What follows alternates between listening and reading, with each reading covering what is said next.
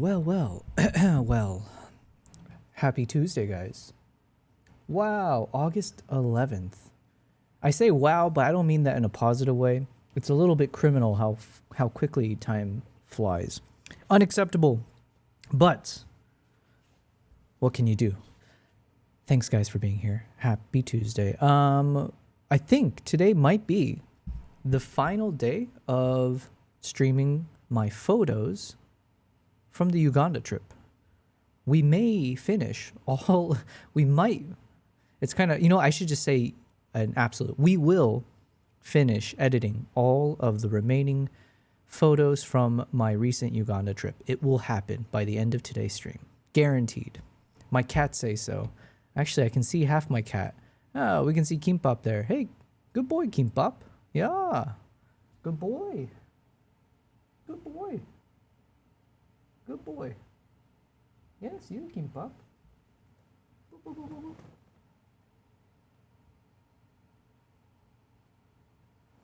All right. My cat says hi. Daytor says good evening. Guten Abend, Daytor, saying hello, Yobel. Hello, chat. Thanks for being here. As always, much appreciated. I hope you're doing well. Happy Tuesday to you. Yeah, what is there to go over? Let's see. Yesterday was good. Fun stream. We met some new people. Shout out to, I think it was like Dean.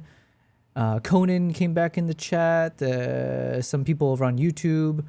So yeah, appreciate everyone. Oh, my cat's just going wild. Nala, why do you go crazy? Every time after I feed them.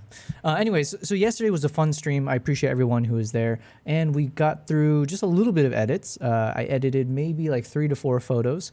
And so today we're going to wrap up the rest of them. What else has happened? I think tomorrow I'm going to release my next YouTube video. So I kind of walked through it already on one of the other streams. But yeah, we made some progress on some upcoming YouTube videos.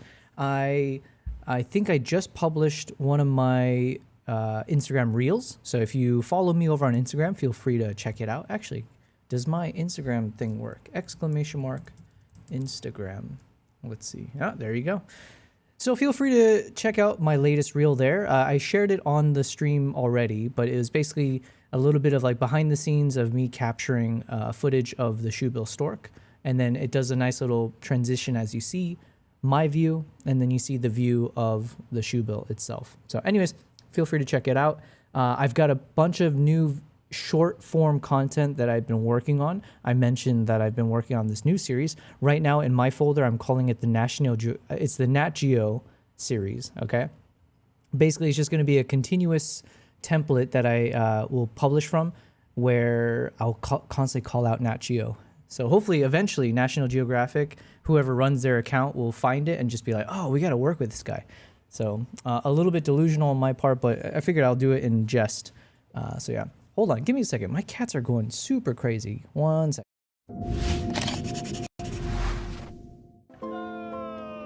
My final evening was spent enjoying scenes of locals playing hockey and relaxing on the frozen lake. Reflecting on my time here, I appreciated the breathtaking scenery. Okay. Had to make sure they weren't being wound up for no reason. But they're freaking cats, what can you do, you know? All right. Is everything else ready to go here? Give me a second. I'm going to put my headphones on now. What else is in the news, or what else is going on?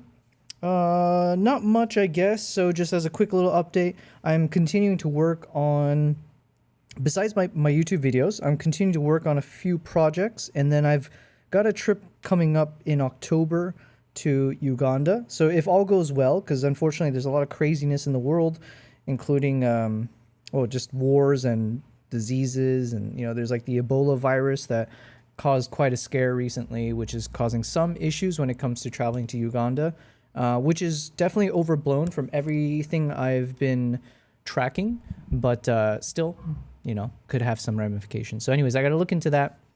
What else?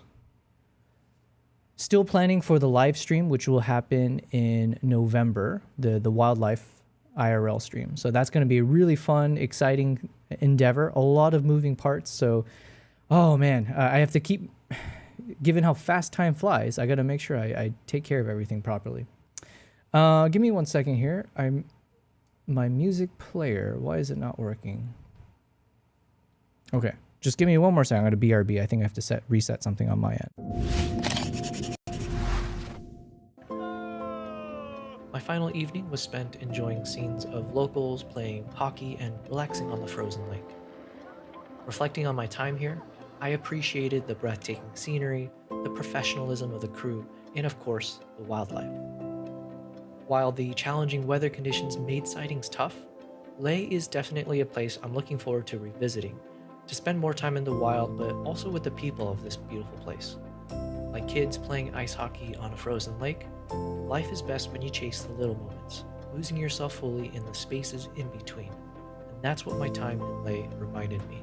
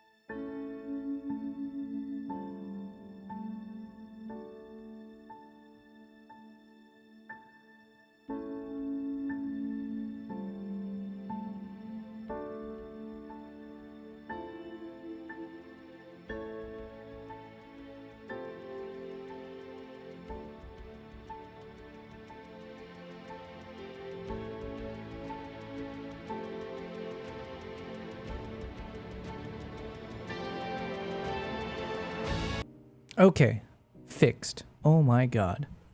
Man. This is not encouraging if I am struggling with something as minor as getting a freaking music player to work.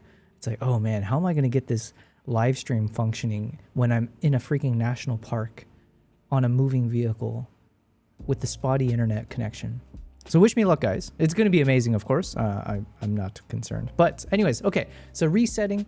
What are we going to do today? Well, it's a little bit late, my time. It's about 8 p.m. So I feel like I should just get the ball rolling. So let me just double check what kind of videos to click on here. 1, cinematography of sinners with autumn, something. Okay. Queen Elizabeth National Park, the imperfect cinematography of Paul Thomas Anderson. Here, let's switch over screens. So I'm just looking through some of the potential YouTube videos. I've got a few that we didn't get through yesterday, so that's a good starting point. I stopped using variable ND filters until this one. Interesting. I photographed boring things for a year. Interesting as well.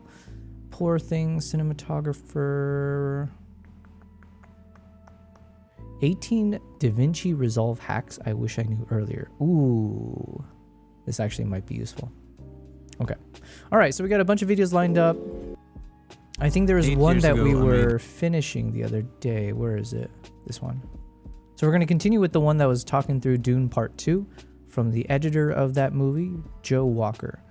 So as we watch that, let's see where we stopped with the photo edits. So these are the ones that I got through yesterday, right? So after the gorilla, then we got through there's a young girl with a baby that she was babysitting. And so I was able to capture a few shots of her with the 400mm lens, which is a bit overkill for most portrait shots, but I figured it'd be fun to test out. Then we did salvage this panoramic stitch that I put together from the final morning in Bwindi. So Bwindi is the national park? Bwindi Impenetrable Forest, and it's also the name of the region, I guess. But basically, it's high up in the mountains. This is guerrilla territory. So this is the final morning before basically I parted ways for the next few days with my guests. My guests were going to continue on to another national park to do some giraffe walking safaris and a few other things. Meanwhile, I was heading back to the airstrip so I can fly back to Entebbe, the main city. Reasoning being, I was dealing with the neck injury with the freaking bug chemical. I don't know a short form to explain the situation. It's like one thing if it was a bug bite, I could be like, oh, I was dealing with that bug bite, or if it was, I don't know, anything else. But basically, I was dealing with that annoying chemical burn on the back of my neck, right? There's no other way to say it. So, yo, thank you very much, Hidden Grain. Thank you for the follow over on Twitch. I apologize, why didn't I hear anything there? Give me a second. Every once in a while, everything breaks down on my stream. So anyways, what I was saying is also Hidden Grain. I wonder, have you been following me for, or there's someone else who's got grain in the name. It was like Silver Grain or something like that. Anyways, thank you. Let me fix something on my end. So yeah, what I was saying is that I was dealing with a neck injury because of this annoying bug. So then I had to call that trip to a close on my end. So I flew back to Entebbe so I could rest up for the next couple nights because I wasn't going home after that trip. I was going directly to my next project. So I needed to make sure I was at my A game so that I didn't end up in a situation where I had to cancel my participation in Tanzania because I was going to be the head, like basically I was the lead photography instructor there. So it was a really cool opportunity and I didn't want to let anyone down. So basically I was just like, okay, let me take some time off. So anyways, that was the last sunrise I saw in Bwindi. Now give me a second. I'm just resetting a few things over here for the stream. Hopefully it is fixed. Okay. Again, thank you for the follow. All right, so this is the last photo. No, I take that back. We finished this photo. And then the one thing I mentioned about this image, because I was doing a panoramic stitch, I ran into an issue, and this is the best I can get it, but I ran into an issue where there's a bit of vignetting, just because, I mean, maybe I could have changed some settings in my camera at the time, or I don't know, maybe there is a solution to this that I'm not aware of, but it was such a low light situation. I was just hand holding, and basically I was just stitching photos together. And so during that stitch, you can see where part of that vignetting on the edges of each frame caused a bit of like this dark line, a vertical line cutting across, you know, perpendicular to this shot. So not much I could do about it. This is the best I can get it, where if you look carefully, I guess, you know what? Hold on. I guess I could do some stuff here. Let's see if we can smoothen it out. Smoothen, if that's a word. Let's smooth it out a bit. So what I'll do is I'm going to create a brush, and I guess we'll do just a little light amount of work here to see if we can soften just parts of this, right? How would I do that? I'm assuming I just need to lift the shadows. And right now I'm not looking at the image here, I'm looking at this thumbnail. The thumbnail is kind of what is dictating, for me at least, if it's visible. On a big screen, you don't really seem to notice the dark patches. On a small thumbnail, it's really apparent. So let's see, how can I fix it? I'm just gonna play with a few settings here. Could it be if I drop the contrast? Yeah, I think if I drop the contrast, what about the highlights? Can I lift the highlights maybe? No. Okay. So I think I'm just gonna try playing with lifting the shadows, maybe the black, and then let me just start dabbling around here. I'm just clicking the brush. I don't want it to be too uniform because I want it to kind of blend in with the rest of the shot. I don't know if this is gonna work. Here, let's just go extreme so I can see.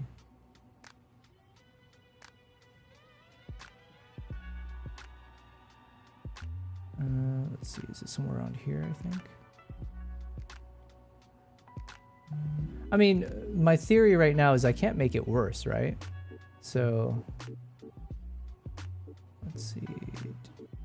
Is it the contrast? The only problem is it kind of desaturates the image, so I gotta be careful here. It's probably from this.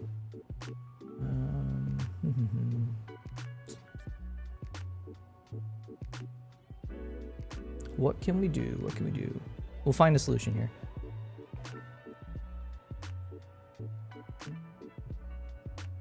I don't know if I'm actually making it better at all. Can you imagine I do actually make this worse? God, come on. Come on, come on.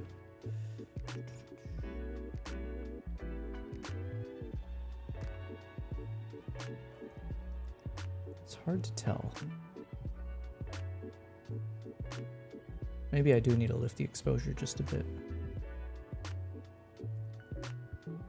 And what makes it tricky is I'm also doing very, very soft brush here.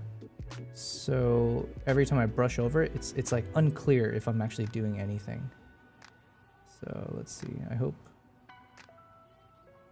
so. Actually, you know what? I think I am helping. This might be just me in denial here, but let's see. Can I? Okay, yeah, that. Okay, so dropping the contrast didn't help, but I think this actually did help. Ooh. I think we're almost there. Yeah, I think so.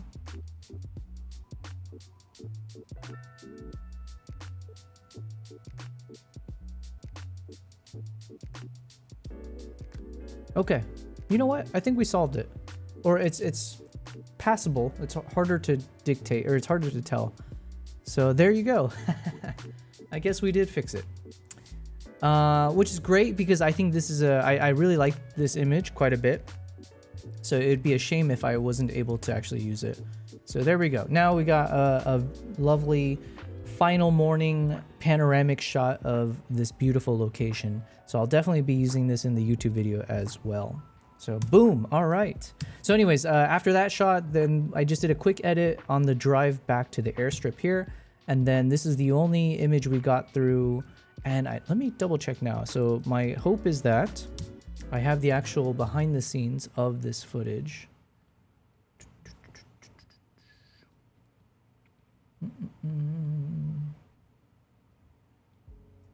This would be leaving Bwindi, okay.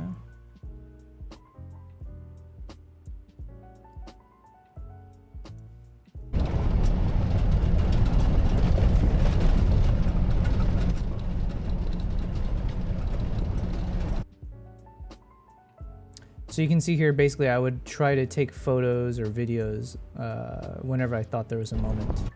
And then I would try to turn on this Osmo Nano whenever I thought there was a moment coming up. Now, it looks like I think all of this... Oh, yes. Right now, I was just in video mode, so I was just doing a bit of recording. The way, I think, but it was just on the drive.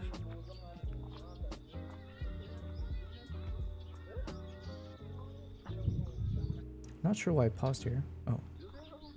I think it probably went back. Oh yeah, that's right. So I was with my guests on the drive. So I think they said goodbye to me at the airstrip, and then they continued on with Milton, our guide and driver, to the next location. So we shared the drive here. I think we stopped here because there's, I forget what bird. There's some kind of bird that we had spotted, and so we were looking for it to try to photograph. I don't think we were successful.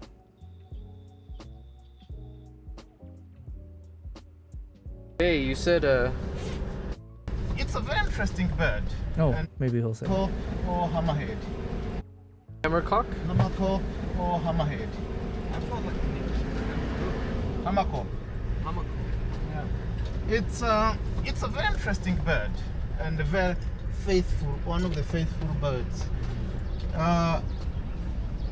When it gets a partner, when one of the partner dies, to remain single for the rest of it. Oh, dang it. Why did I cut it off there? I mean, he was about to say, obviously, remain single for the rest of its life. Because it's such a huge nest. It builds a huge nest. Okay, let me just keep going, though.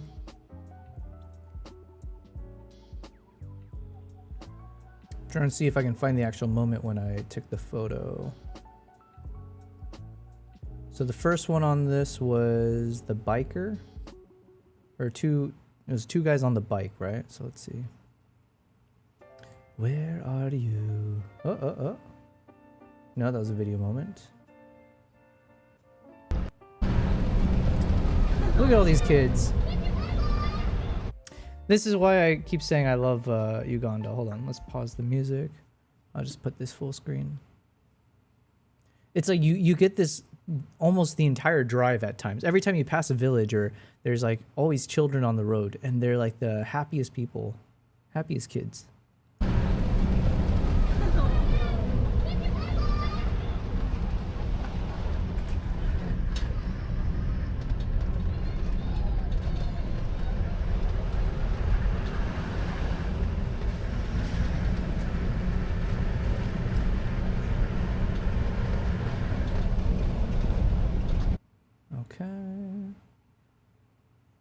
More video. So I think it looks like I focused less on the taking photos and then doing a bit more just videos. If I had to guess my thought process, it was like, okay, I did it on the drive to Bwindi. I took a lot of photos. So I figured on the drive back, maybe my focus was like, let's just make sure I have enough footage of like on the road so that when I, eventually make my video on YouTube, there's enough B-roll that I can pull from. That's my guess. Okay, so that's not there. Where is this freaking photo?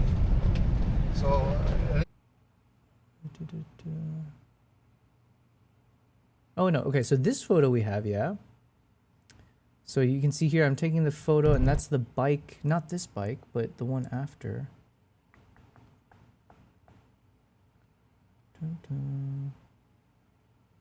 Right? It's all the way over here. Okay, hold on. Oh, the good thing is I can test. When did I take this photo? I took this photo at, according to my camera, it was 8:06 a.m. So that was 8:06 a.m.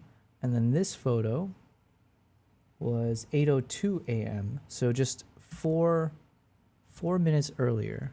So now can I kind of track that somehow? Let's see. I hope I captured each one of these. No, wrong day. Or no, wrong moment. To the south.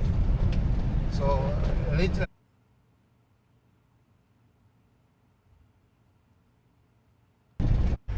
And they have bread. The structure, the rock.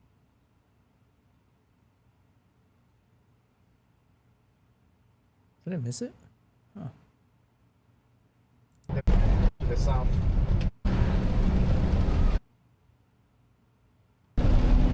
So later.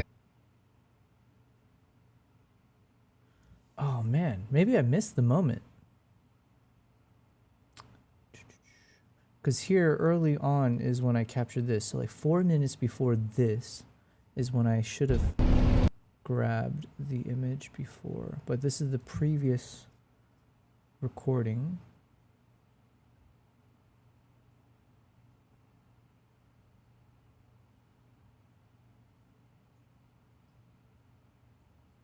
Nope. Where are you?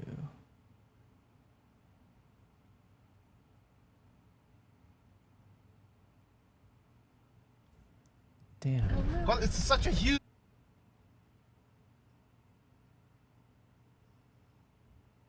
I could have sworn I did a pretty good job of making sure to always record when I was taking key photo moments. But it looks like there's a chance I might have missed that one shot there. Unless I see it somewhere else.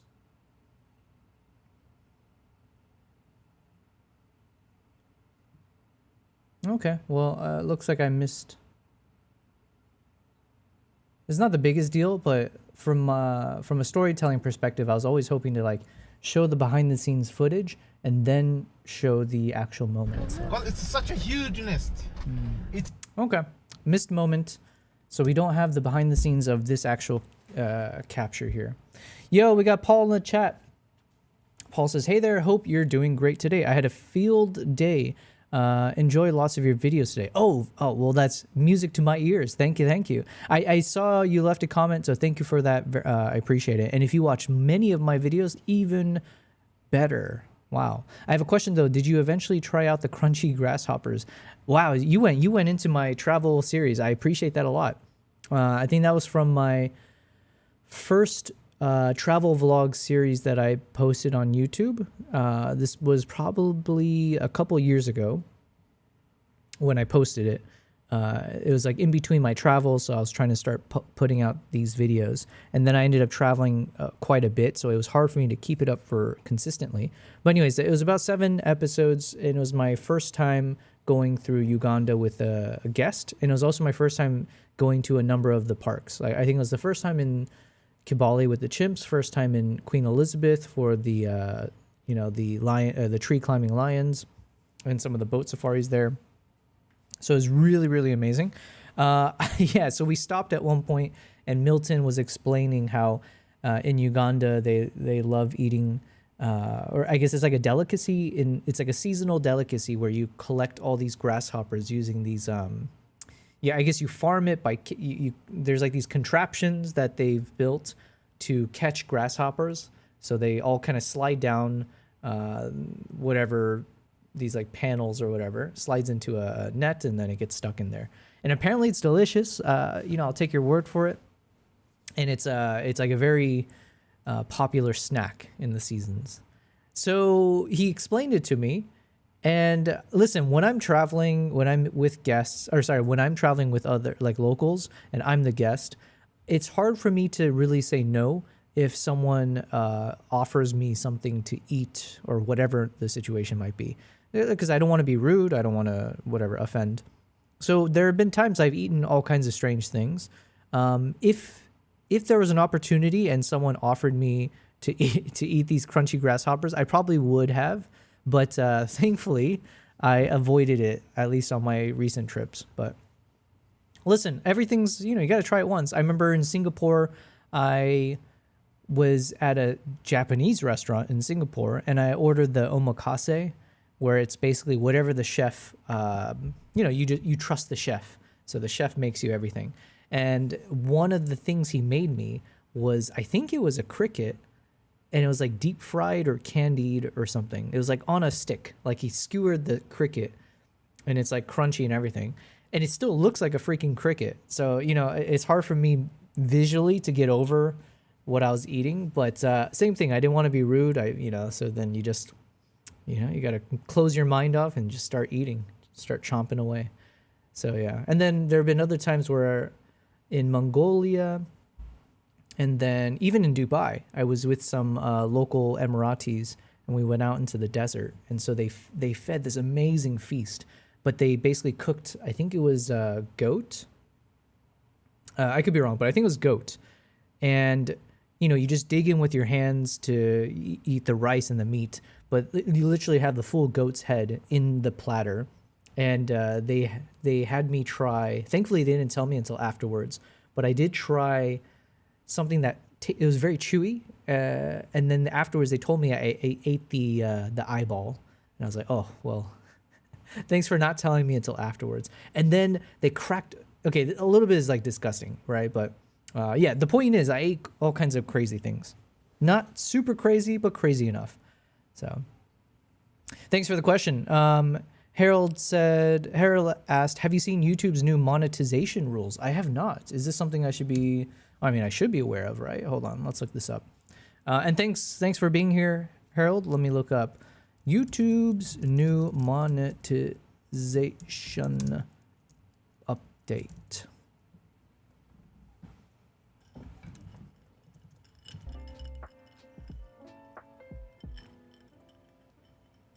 Okay, let's check this out. YouTube announced major changes to the YouTube Partner Program taking effect Feb 1st, 2027. So what is that? It's like 5-6 months from now. New creators seeking ad and premium revenue sharing will need 1,000 subscribers alongside 8,000 watch hours, which is up from the 4,000 watch hours before, or 20 million shorts views, which is up from 10. Interesting. So it's been a while, but if I recall, I think this number stays the same. I think it's like you have to have 1,000 subs, and then you also, or maybe it was 500. Maybe I'm wrong on that. It was either 500 or it's staying the same at 1,000.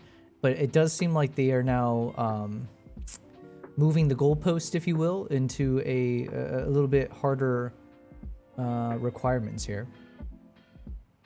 If this is what you're talking about, maybe I missed something. Harold said it's not great for people just starting. That's the first change in like 9 years or something. Oh, okay. Let me keep reading this. Starting Feb 1st. Okay, so yeah, they have made it tougher. 8,000 over the past 365 days, doubled from. Did they give a reason why? So 10 doubled to 20. Okay, explain it here. So the 1,000 subs remains the same. Now you just got to figure out these two things. Gotcha. Lower tiers, fan funding and shopping requirements starting at 500 remains unchanged. Okay. YouTube is expanding its premium light subscription. So creators receive 55% rev share from long form videos and 45% for shorts from dedicated sub pools. What is this? Oh, I guess maybe that's just in general. Adjustments are being made to how shorts revenue is shared to place higher emphasis on active viewer engagement and community conversation. Okay, so shorts is now more about the actual active engagement. Interesting. Would you like to know more about blah, blah, blah? No, okay. I think it's pretty self-explanatory. Oh, but let's see here. The Verge has an article that says YouTube is making it harder to earn money on YouTube. Now you'll need twice as many watch hours. Okay. I just want to know why.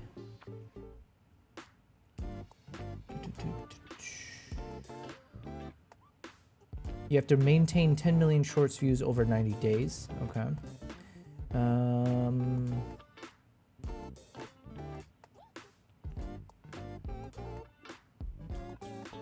Maybe I should just ask Google. Okay, here it is. The requirements are changing as YouTube ramps up efforts to become more like a premium TV service alongside Netflix, HBO, and Disney, rather than just an online platform for videos. Okay. But then, okay, interesting. So, separately, there are some new requirements for creators to keep earning money through the YPP, though. That includes maintaining either 1,000 watch hours over the past year, 1 million shorts views, or 2 long-form videos, or 5 shorts uploaded every 90 days. I mean, I guess that's not too bad. But I'm just wondering, like, what if you're someone who travels? What if you're out of pocket for like a full year? Am I reading this correctly? That they would just be like, you know, too bad. You know, it's up to you. You lose your access and you gotta make it up again. It will remove creators from the YPP if they haven't uploaded a video or published content to the Posts tab for at least 6 months. Wait, what is the Post tab? That could be anything though, right? Because like I think a post is just like it's like a tweet. Creators already in the program will need to accept the new terms by Jan 31st to keep making money from their content. Okay. Well, I mean, change, I always hope that change is good. It's better than being stagnant, but it's a little bit like you said, it's a bit tougher than if you're starting out. So then Harold, are you a YouTuber or are you planning to be? There is a 90-day safe zone if you don't have enough watch hours to get it back up. Yeah, 90 days is not bad, but I'm just like wondering, so just taking myself, I'm wondering a situation. What if I end up traveling on a project that's where I'm gone for like 2 months? Or, you know, it's like, you never know. Sometimes you do these assignments that you're gone for a long time.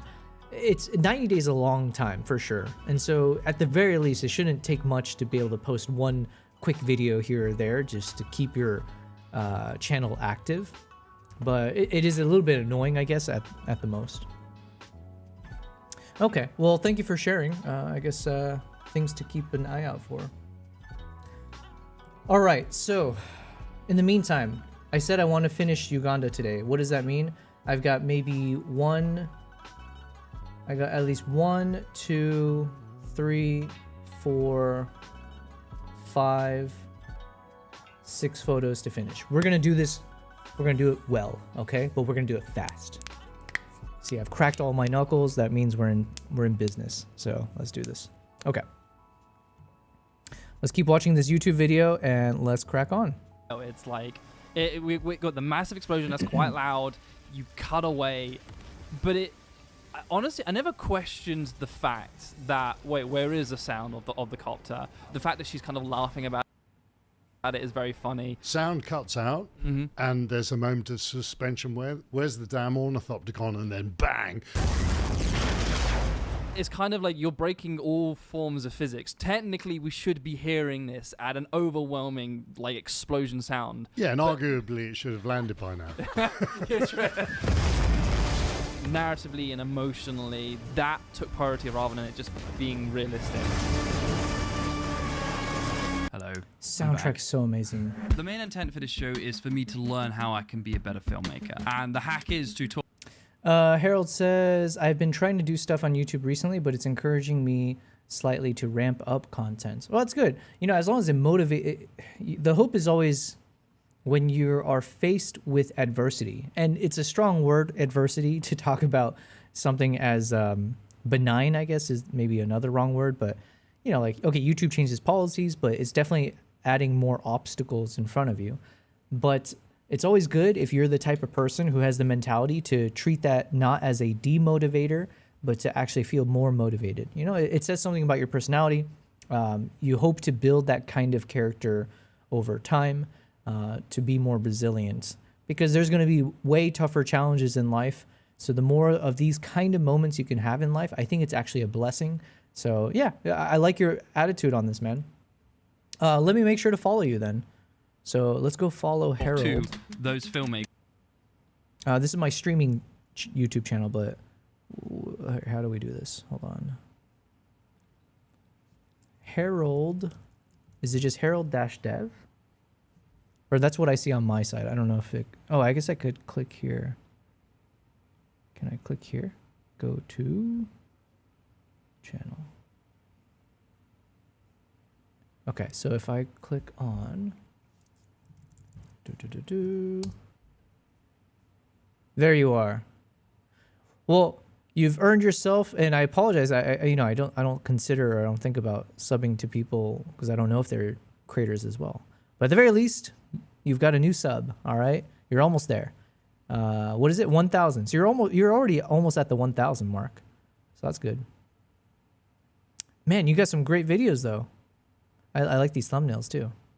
Yeah, you're doing some great stuff. You're clearly catching some trendy topics too. I haven't watched Fortnite in quite some time, but obviously I know it's still got all the hype, right? I'm playing Pal World. That's the thing that's top of mind for me. But good job, man. You're gonna crush it then. You're almost there. So I'm not even the slightest bit concerned for you. You got this. Because to learn how to do that. But I've realized I am in a place where I do need to start applying the knowledge that I have been gathering. So it is time for me to maybe make a short film or something. But it's the prep. That's so crazy. Because I look at what this guy's doing and I'm like, that's kind of the world I want to learn as well. I mean, I want to learn filmmaking, but also I would love to be in a world where I can interview creative people. So that is, it's not, I'm definitely going to do that in the future. I have ambitions for it. So I'm kind of thinking like, oh, I want to do more of what he's doing. Meanwhile, he's saying like, I need to do more short film stuff. The pre-production, and I'm a terrible storyboarder. I can't draw. Like, do I need to start a pre-production podcast? I know this is work that has to be done. I actually want to make sure that I can do it in an efficient and interesting way. LTX Studio is the storyboarding AI platform that makes all of this possible. So if I'm thinking of doing a low-budget, lo-fi sci-fi movie, I can even add a still from a movie I love using the style reference feature. Okay, admittedly, when I did that, it was a little bit too bright, and I can play by finding that style that works with the light modder and also changing the weather. I'm able to sort of ideate the shots and style that I want right here. So I can change the aspect ratio, name my character, and what his vibe is, and then use that to start generating entirely new scenes. I'm storyboarding. I'm creating my story. I'm doing pre-production. For someone who's genuinely terrible at pre-production, this genuinely might be useful. So I would encourage you to give LTX Studio. I'm gonna look into this actually. Now I know people have different opinions about AI, especially in the creative space. I'm somewhat more in the middle of things of like, I think AI is inevitable as a solo creator. Anytime I can leverage different tools to hopefully improve my own craft, I'd be remiss to kind of put it aside. So I'm very much the type that says like, with any types of quote unquote progress or technological innovations that can upend and like change your industry, I'd rather learn to adapt than to be resistant fully. With that said, I mean, I'm not like fully on board with all AI stuff. So I'm curious to hear more about this though, because that is something I struggle with. Yo, we got V-Frey in the chat, says hi, hello, back at you. And you're welcome, Harold. Good luck to you. And obviously we'll take an eye out. We'll have an eye out for your future YouTube videos. Yeah. My issue is that as a solo creator, and also I also do not know how to sketch. I'm not very good at like illustrations and things like that. It's one of the biggest, not regrets, but wishes, was that I was someone who had that level of artistry and ability to kind of put pen to paper and bring my visuals to life. It's just not in my current toolkit. So if there are tools like this where I could actually feed my ideas and then create the visuals from it, that is a huge win for me. So I'd be remiss to kind of dismiss it. V-Frey says, I remember when you did the Mongolia photo shoots and you were editing it. Man, that was so long ago. Well, thank you very much. I'm glad you hopped back in. Yeah, when was that? That was like, it's been ages. Was that like in August, July of last year, maybe August of last year, something like that? Yeah, it's a lot's happened since, but I hope you were able to wait. Hold on, maybe you're talking about something else. Because I did the Mongolia video, so I made like a couple Mongolia vlogs, and then I also have been editing some photos from Mongolia more recently. Let's say in a few months. Either way. Thanks for being here. If you want to check out some of my more recent content, you can hop over to my YouTube channel. I pinned a link in the chat on Twitch, YouTube, Kick, which takes you to my latest video. My latest YouTube video. It's episode 2 of my most recent travel series, where I was gone for 2 months. I was traveling for 2 months in March and April. So I'm starting to document it through these videos, and I hope you enjoy it. There were raiders with eagles. Yeah, they were the eagle hunters, the Kazakh hunters, but it's in Mongolia, but they're ethnically Kazakh. Yeah, they're eagle hunters. Yeah, so that ended up being 2 episodes. So I finally finished the second episode, or the second video about that time there, a few months back. And now we've moved on to the next country. I'm currently, like I said, I'm working on this recent trip that I was in Uganda, Tanzania mostly, and then also Munich. And then I am also hopefully trying to put together from a trip to Sri Lanka from a couple years back. So yeah, we're slowly going through it. Right now, I'm focusing on the final photos from my trip to Uganda. So that's the big focus that I should be done by today. Be right back, says V-Frey. No worries. All right, excuse me. Let's go ahead and keep watching try this. As well. So click the link in the description. Give it a go and start your free trial today. 100% hands. Yep.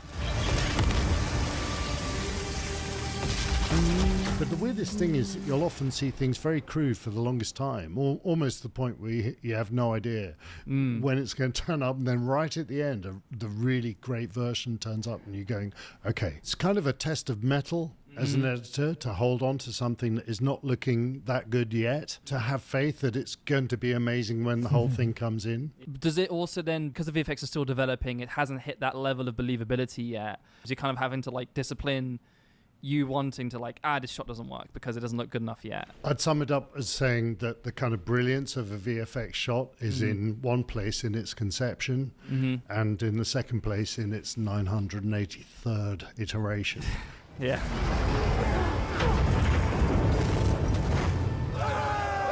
We cut to people cheering. It's like, it's keep rolling. You know, we could have settled. There was a lot more material I could have shown of the wreckage and of them recovering from falling down the dune. And it was just like, no, keep driving, keep driving. That's pace, isn't it? Is like we're going fast, fast, fast, slow. Mm. Cutting between scenes is a bit like when you're writing. Is it a full stop? Is it a comma, a semicolon, or a slash? What punctuation ends a scene? That's interesting. I never thought of it that way. Emotion seems to be such a key thing for you. And letting these emotions work with each other, blend with each other, complement each other. It's all about story. Teasing and how to kind of keep attention and, you know, how to keep people fresh. Mm. But it's all about story, you know, cutting a big epic. I think it's all about story with a TikTok video, right? I mean, it's like just a different form. We're not doing such dissimilar things sometimes.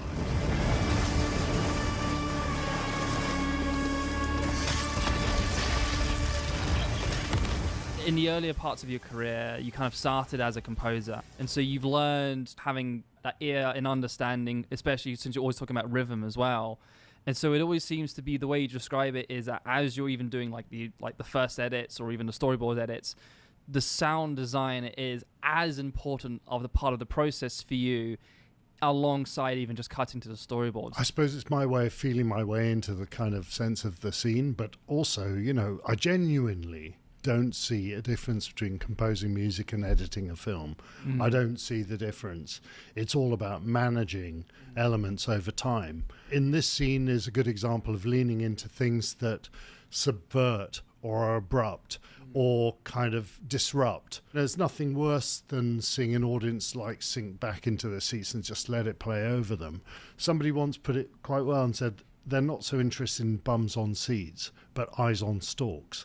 And I kind of like this idea, you know, that you're trying to kind of keep that freshness, even over a long span. It's a 2-hour, 44-minute film. So the sound design and the sound variety is one of the key elements for you to then make sure that people are consistently paying attention. Yeah, and it seems to kind of blend really well with the whole concept of Dune, which is this sort of human drama in large landscape. It's a kind of contrast. It's not the only way I can cut a film, but it just seems to work with this, to have very, very dynamic shifts and to kind of keep it very visually and sonically refreshing. Because Okay, this image, as I'm working through it, I'm a little bit 50-50 if I want to add in this kind of grain, like the film grain to it, or if I want to keep it super clean. I'm not sure why I'm struggling with that. Because I think I'm leaning towards keeping it clean, but I wouldn't be able to explain why. But okay, so anyways, that's just one struggle here. of your experience also being a composer as well, you seem to have lots of conversations on working with Hans Zimmer as well. Yes, we worked together a long time, but I kind of, I do admire his method very much, which is to kind of, he builds sounds for ages before, the actual kind of composing takes place. He fills up the sandpit, for want of a better word, with instruments and tools, playable tools. And then he starts kind of working on themes in much the same way, I think, as Beethoven did. I really don't think it's such a far stretch. Beethoven will have sweated forever over. Don't give me copyright And then struck. extrapolates from that whole symphony. And I don't think what Hans is doing is that dissimilar. He's kind of building a bunch of themes that, like stickle bricks, stick together and you can use in different forms.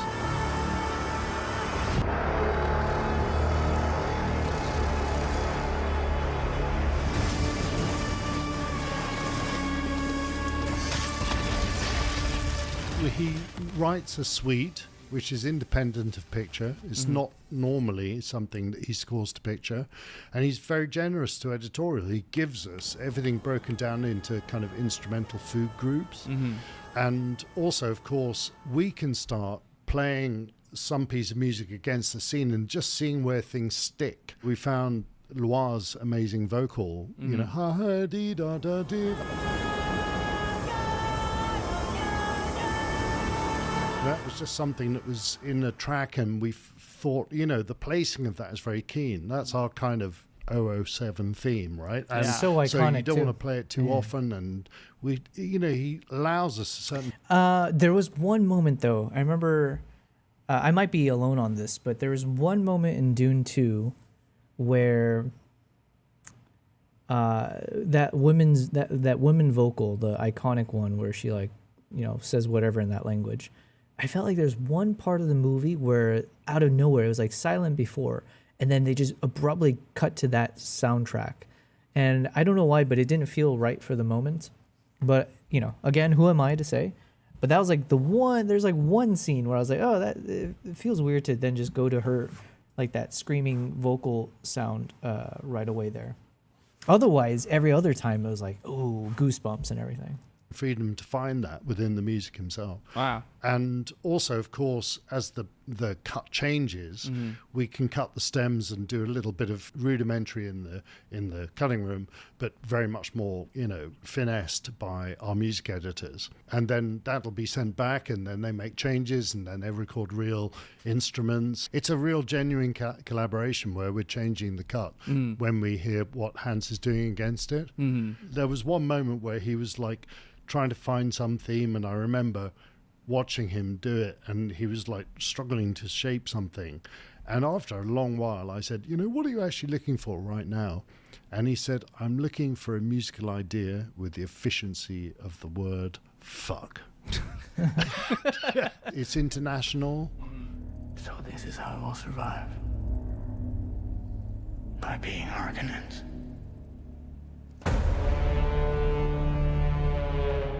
One of my favorite cues from the movie was when Paul decides to go to the south, and it's a reveal of the black sand, and then there's just these huge drums.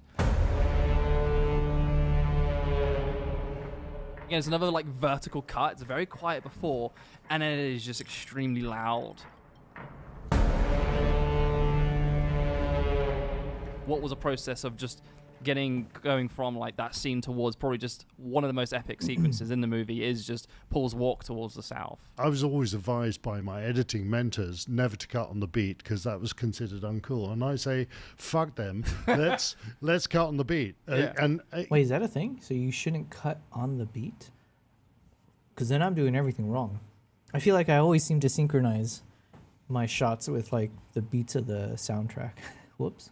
Let's make the beat subvert your expectations and surprise you. I'm looking for hard cuts, right? Yeah. How much harder can you get? We've done this job of establishing that South has a different look. It's kind of volcanic. It looks volcanic. It doesn't look like the North. And it was like a very big deal in our storytelling process to really emphasize the different looks, and so that, because there's a lot of people talking about the South, but nothing is dramatized. And then you get these incredible. They found some particular part of the desert where they shot this. It's not a straight 4/4 riff. This is something with syncopation. Yeah. And also there's no other sound, which is great. And we just indulge this little moment of, of his final confrontation with the South. You said syncopation. Syncopation's offbeat. Offbeat, yeah. 1, 2, 3, 4, 1. Yeah. That's a syncopation. Syncopation.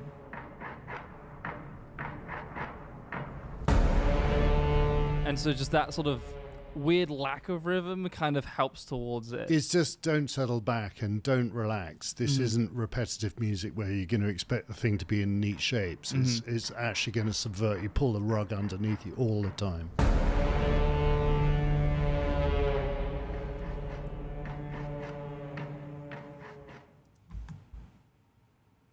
Well, that was good. As always, I like this guy. Damn, what a life. This guy's been able to interview these people. Listen, I have goals. I have my eyes set on something similar. I say similar, but I would love to do something like that. We get ideas. Okay, what's next? Why does Robert Pattinson speak like that? All right, let's check this out. This is The Devil All the Time from 2020. This is The Devil All the Time from 2020. A film that isn't particularly well remembered, apart from this. Delusions! Pattinson's accent choices have constantly been a point of discussion. Goddamn farts! It seems for every role he crafts an entire new voice box and speaks like no other human being. being on Earth. With the tiny cock. His career can be categorized into 4 distinct periods, each defined by a new approach to his voice work. Yeah. So today, we're going to rank all 28 voices, the weirdest, the best, the most unique. Yes, I'd like to get Carlin from there. And it's all leading up to this, the elusive S+, the best Robert Pattinson voice of all time. But before we get there, let's start at the beginning. Hear that? That's Thor swinging his hammer. As far as I can tell, this is the first on-screen performance Pattinson ever did. Go! A German TV movie about Norse mythology. And when I die, I'll be rewarded by sitting at the warrior's table. But this isn't his voice. He was dubbed over so the entire cast had a consistent accent. I can't really rank it, so I'll give... Okay, we're done with this photo. This one it turned out quite nice, or like the colors were clean. So I didn't want to rush it too much. So yeah, this is what we got. So this is kind of the before, and then this is the after. Maybe I should let me just lift the brightness just a bit. Yeah, let's keep that.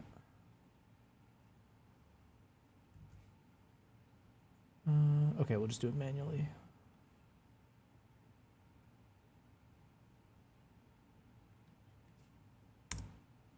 Okay. Yeah, so anyways, got 2 different croppings here. Of course, we're doing this new style of cropping, which is the 1.43 by 1, aka the IMAX style. So I'm going to start building up a portfolio of IMAX sized images, and then we're going to eventually make a YouTube video with that. So yeah, we got Honyasu in the chat over on YouTube saying, what up? Well, what's going on, Honyasu? Long time no see. I hope all is well. Happy Tuesday. We're just doing a chill photo editing stream. I think I should be finished with all my photos from Uganda today. So it's almost 9 p.m. We got the first photo done of what's remaining.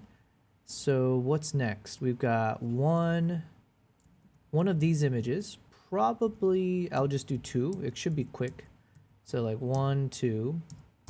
Then we got 3, machete person, 4, people on a bike, and then 5, 6, one of these landscape shots. So we got 6 photos, and then we're done. We're done with Uganda, and then we move on to Tanzania. So, yeah. Gonna be productive. And then just watching some random videos on YouTube, as per usual. Bit in NA. Harry Potter was his next role. Potter. Oh, he was in... Oh, yeah, that's right. Cedric, am I right? His voice here is nothing crazy. It's sort of a posh English private schoolboy. You know the prefect's bathroom on the 5th floor? It's not a million miles away from his real accent. This is a course sheet. It's solid, gets the job done, works for the character, but it isn't much to write home about. It's not a bad place for a bar. So I'd give it a C. And honestly, this is par for the course for his next couple movies. He repeatedly sounds like a well-spoken young English guy. I've seen the grim things that come and go on the borders of the night. Like in The Haunted Airman, which has pretty good voiceover work and a more refined, posh accent, so I'll give it a B. I was pretending to be part of your conversation. I don't know anyone else. And this is The Bad Mother's Handbook, where he doesn't do anything special, Flowers. so it's a C. Bear in mind, this was the very beginning of his career. I'm still young. He didn't have much of a reputation and hadn't followed up on his Harry Potter success yet. Describe who Cedric is. But he does make a few interesting choices, and we can already see some good work begin to emerge, like this. Jessica, would you say the way your parents treated you has made you treat me? Gosh, what are you doing? These are the kids' loos. In How to Be, a 2008 indie movie, he raised the pitch significantly. What are you in here then? It's exasperated, with lots of bumbling. I decided I don't want to work here anymore. And a little pathetic. Well, I'm not totally happy with things. I don't get on with my parents all that well. I actually really like this voice. He captures a very specific kind of manic, spoiled, upper-middle-class English kid really well. I think we should go for a walk or something. I know it's early, but I'm going to give it an A. One of the greatest songwriters that's ever lived. On the other hand, we have Little Ashes, where he plays Salvador Dali. King Salvador. Reviews were pretty brutal on his voice, but it does come across as cartoonish, almost as if he's doing a joke Spanish accent. And I had one. I think we watched a video before breaking down some role that Robert Pattinson had, where he just like he was supposed to take training he was supposed to take some classes or lessons to like voice accent stuff, and he just like chose not to, and then revealed his accent on the day of shooting or something like that. I forget what it was about. I'm assuming this guy will cover it. But yeah, his accents are, I can't do accents. This guy, what the hell, man? What are these voices? An hour to get it right. Just imagine, 1 hour. And he kind of gives up halfway through. Was a deviant. I feel like he wasn't experienced enough as an actor at this point to pull off quite an ambitious voice like this. If it was 20 years later, it could be an S tier, maybe even S+. But it's not, so he's gonna get a D. And this was the same year as his true breakout role, Twilight. That's Edward Cullen. And this is where he entered the second stage of his career, the romance era.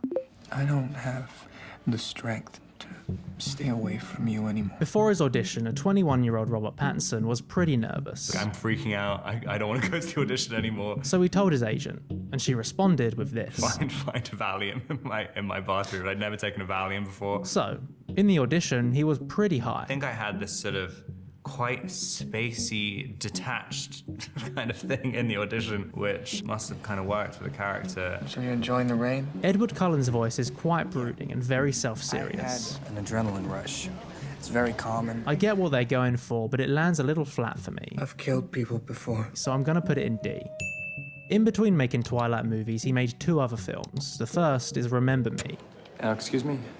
Can I bother you for a sec? A romantic drama, probably best known for its 9/11 ending. He's got a much thicker American accent. It sounds very New York, a bit more working class and rough around the edges. Oh, can I have a chicken tikka masala and a kingfisher, please?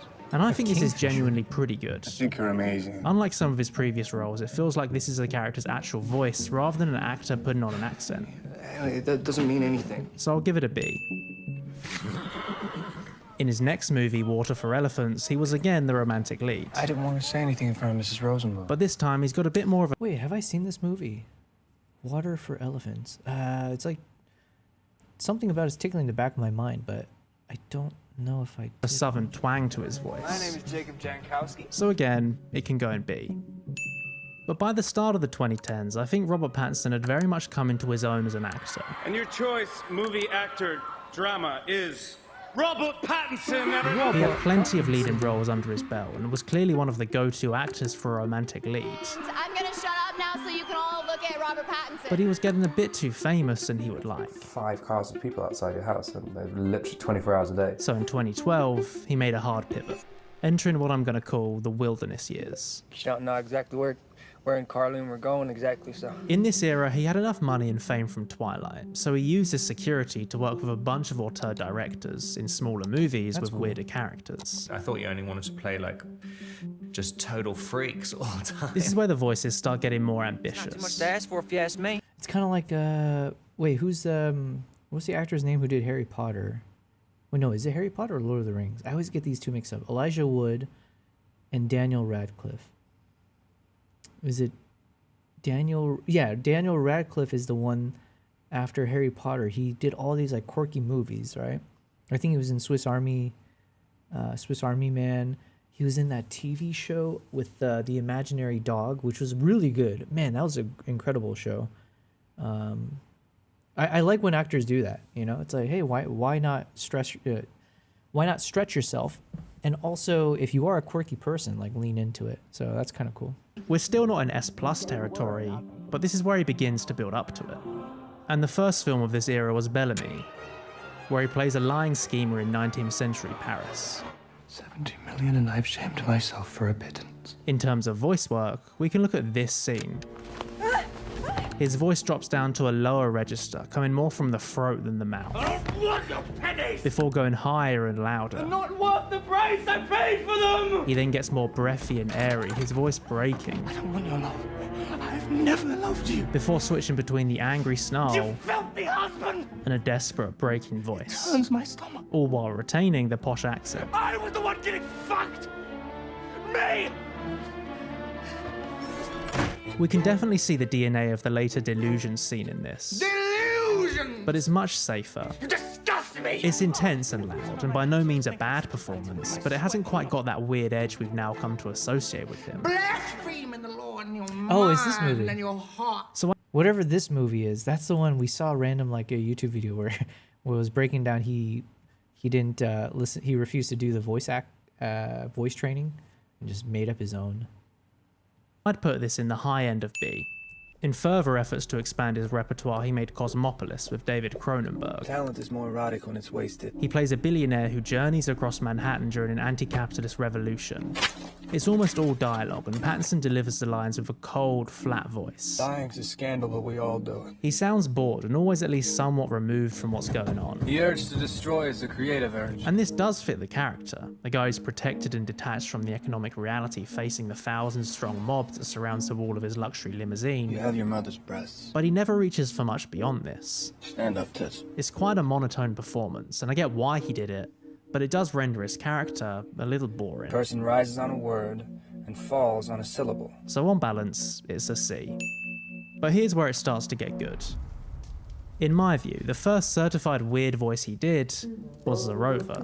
Now, the little kid, I grew up on a farm. This is completely different to anything he's ever done at this point. There's moments where you struggle to understand what he's saying because the voice work is so strong. How come you learn how to shoot so good? Is it in the army? It's a Southern American accent, but it's got these stammers and stutters. I believe in God, and I know Henry believes in God. And there's no harm Henry would want to see me come to. And it's also a very physical performance. Look at how he moves his head and eyes All here. the mother's empty. Ain't got people in them no more. I'd say this is the first instance of truly impressive voice work from Robert Pattinson. He sounds completely different to not only how he sounds in real life, but any previous role. Want me to drive for a while? I actually considered giving this the S+, but on balance, I don't think it's quite there yet, but it's getting the first S. It's not just a generic Southern accent, but a layered voice working on numerous different levels, and when combined with the physicality of the role, it goes a long way to make us engage with this character. You got any 38 in there? And let me get a box of that. And going forward, this is why whenever he does strong voice work, the character is so memorable. Can't hope about it. It's often entertaining enough to just watch him existing on screen. That's easy.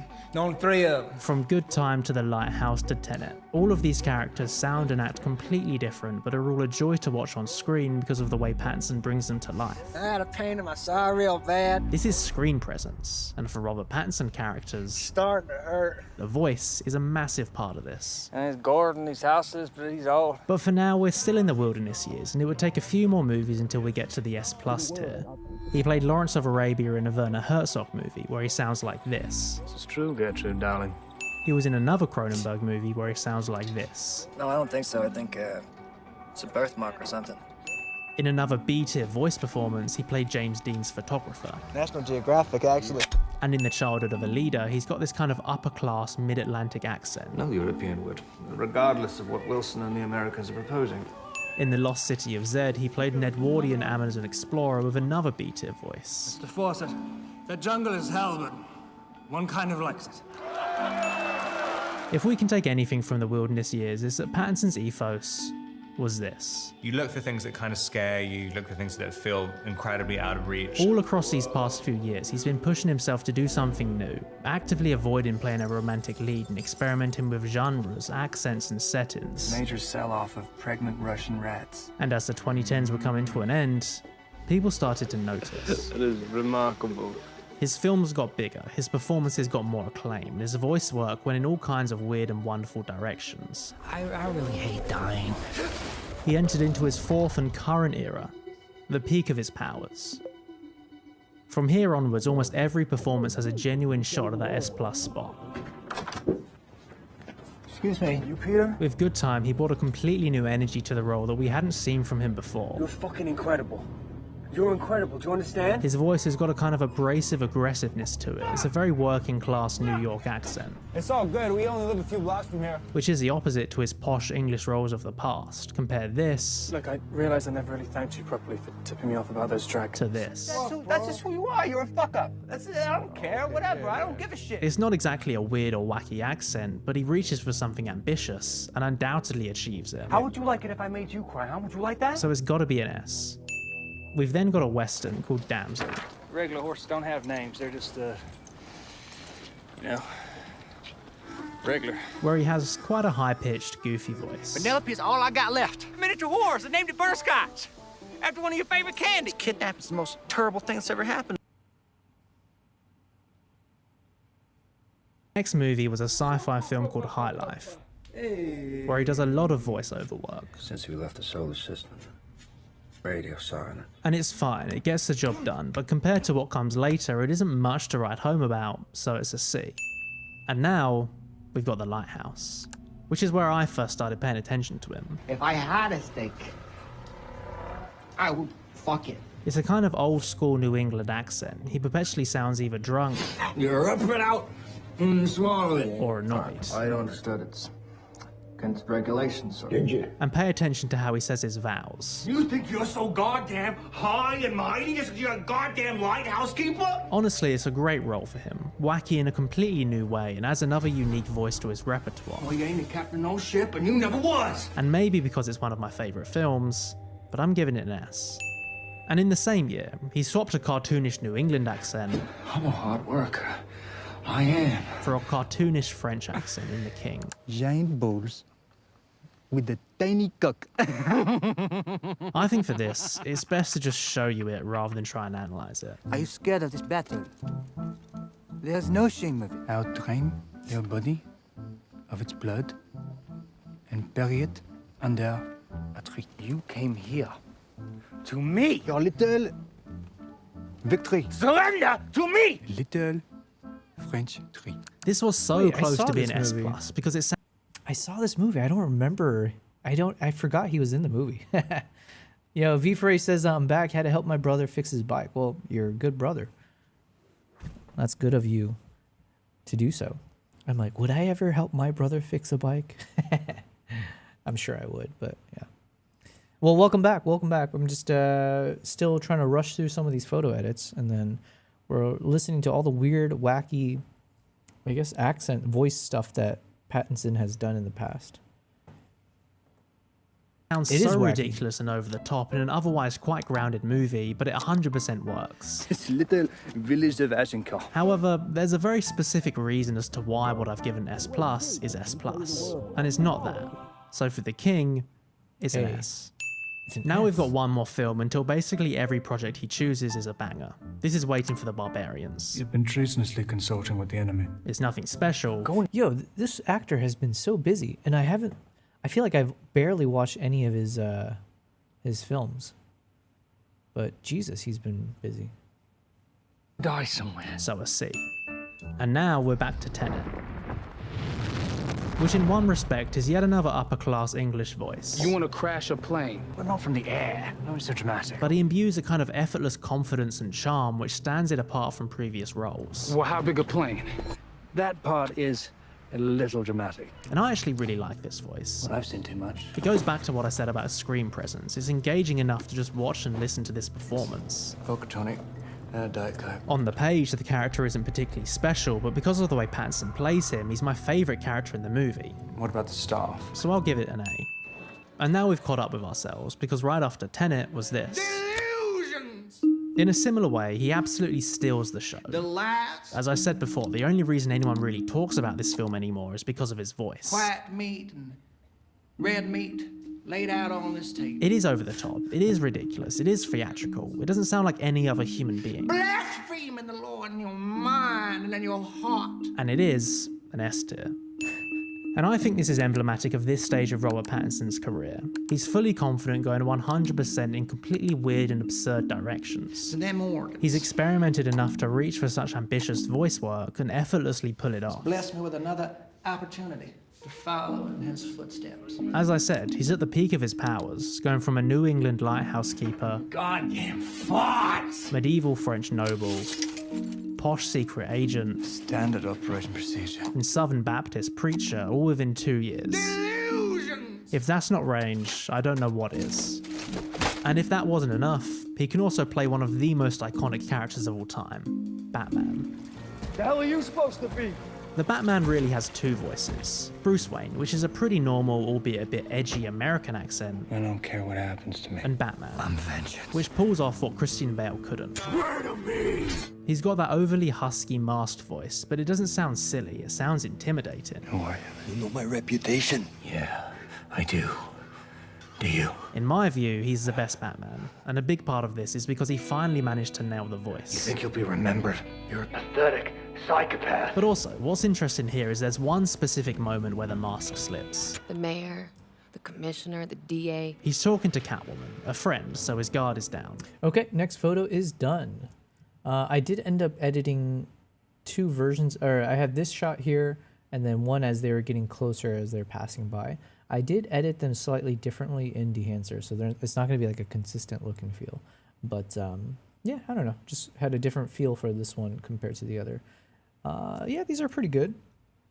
You know, it's just an interesting story. I figured for this one I would lean into just the brightness of the, what do you call these? Like the gallon tank. What do you call these things? What are these little, whatever, fuel jugs? You know, it's a very distinct coloring. There's a bit of light that's bouncing off of it, and it's, you can see the amount of texture and dirt and grime and grit that's kind of built into it. So I didn't want to lose that in the edits. I didn't mind kind of overexposing the top of it though, because it's just like, gives it a big shine. And then the rest of the image is fairly dark. So I thought it would be an interesting contrast. So yeah, some of the thoughts behind it. I still maintain a little bit of additional light coming in from the top left, but not too over the top. Actually, we could. Here, let's see. May or may not be worth doing, but like I said, one of my favorite things to do is just kind of continue shaping the light. It's like my job as the editor on my photos is like I'm playing God. I'm playing Mother Nature. That's like what I do. By that I mean I just keep mimicking the sun, and I choose how much sunlight is, you know, cutting into my image. Let's see. It could look nice if I just have it fade all the way across the image. I'm just looking at my thumbnail here to see how that feels. I might soften it up a bit, but yeah. I think I'm liking this. Now, is this too extreme? Maybe.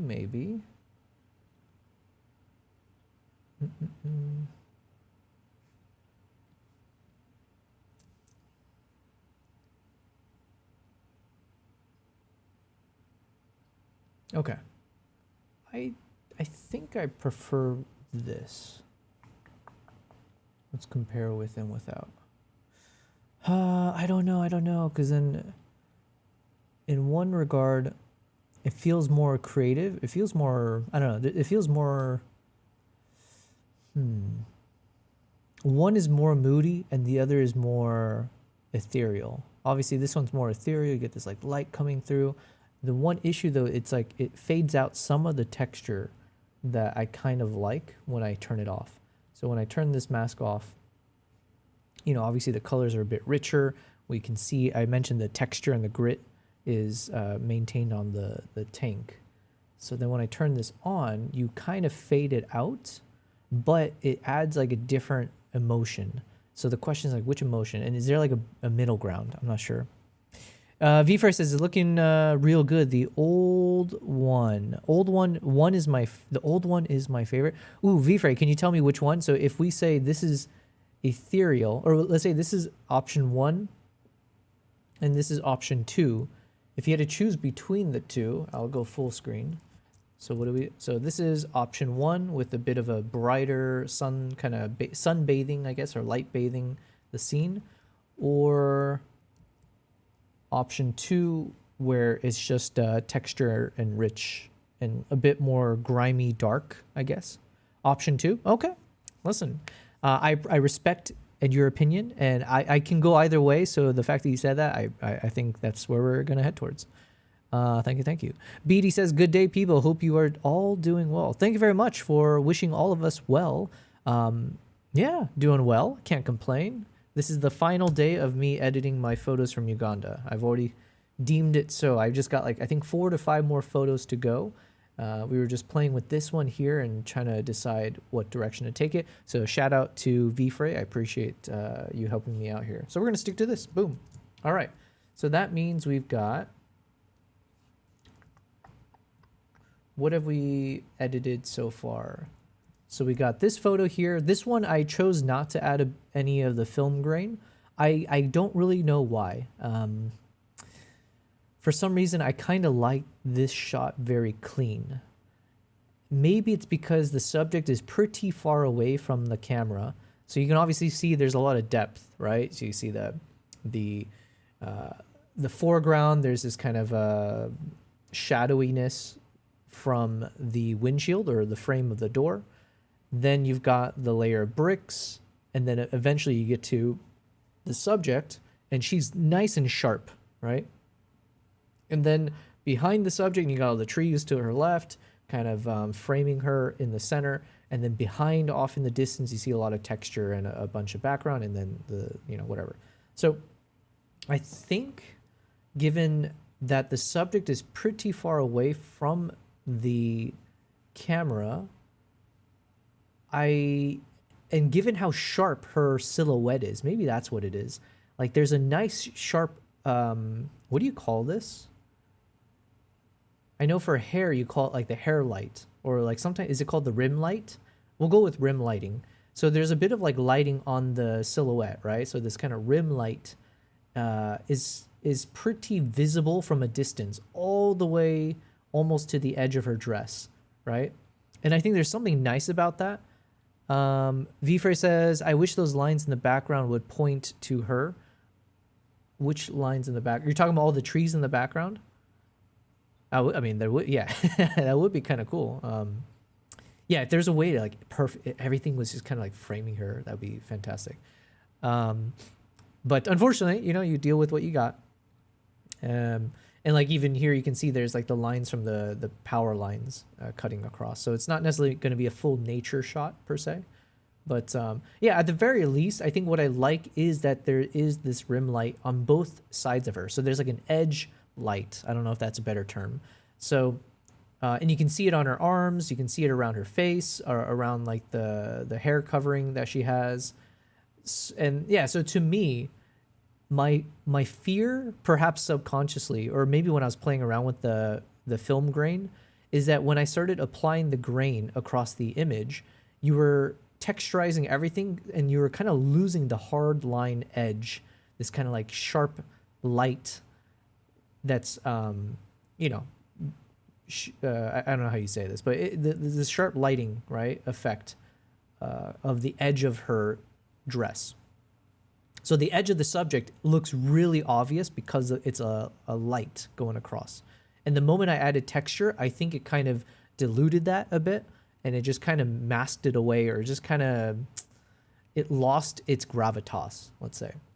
So if I were to retroactively think through why I chose not to add the film grain, I think it had something to do with that. So this way, without the film grain, we're retaining the sharpness of whatever's in focus, which is, thankfully, her eyes look to be fairly sharp, but it's really her silhouette. It's that rim lighting that makes this feel super sharp, extra sharp. So I didn't want to remove that. And then, yeah, like in terms of the framing, it's decent. You've got a bit of the tree here that kind of starts to curve towards the center. And then you've got the black fade from the car itself.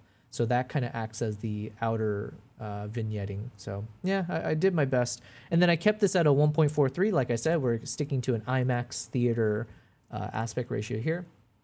But then just in case, I do have one other version that's a bit more landscape.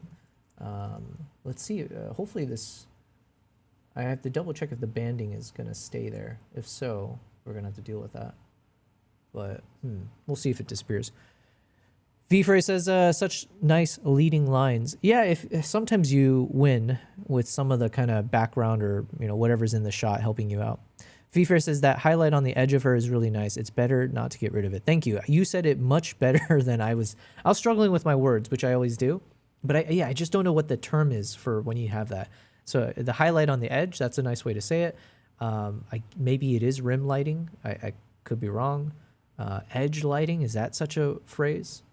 But yeah, the light definitely adds to the sharpness. So now this thing, I don't know. I might actually have to add some film grain to get rid of that, or we're just gonna have to do some recropping, because I don't know if that will load in or if this is the final results. So let's see if there's a different cropping I have to consider. You know what? Either way, I think the IMAX one is the winner. So, oh wait, I guess I didn't even notice it. It is here too. The question becomes, will it stay once I... Okay, here, let me try to export this image.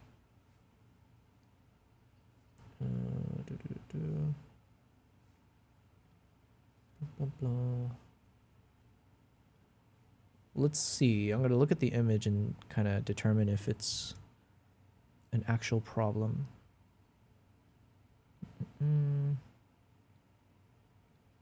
It's from Uganda. Top photos, Uganda.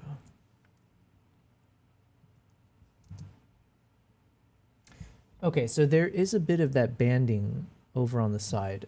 Is it... It's not that big of a deal though, because I didn't even notice this because your focus just goes straight to her. So you don't really pay attention to this area. But now that I am paying attention, I'm curious if I should do something about that. So let's go back and see, is there anything I can do?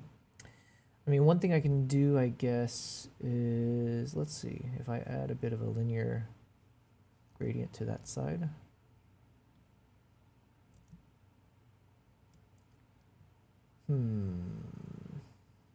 I could just darken it so it just becomes a little less noticeable. So one option is just a pure, you know, make it almost pure black. But the problem is I don't necessarily think that's a good idea. Yeah, so that's just as an example. I could add some grain. I wonder, could I do a grain effect just on that side? So imagine at its most extreme. Wait, before we do that though, let's see. If I reduce the sharpness or the noise reduction, does that help at all? Not really. To this day, I don't actually know what this moire, how do you pronounce that? Oh my god, actually, you know what? I don't even want to know. I'm never going to say this word again in my life. Anyways, I don't know what this effect does, so I'm not going to play with it. Defringe doesn't do anything either. All right, so let's see. If I apply some grain,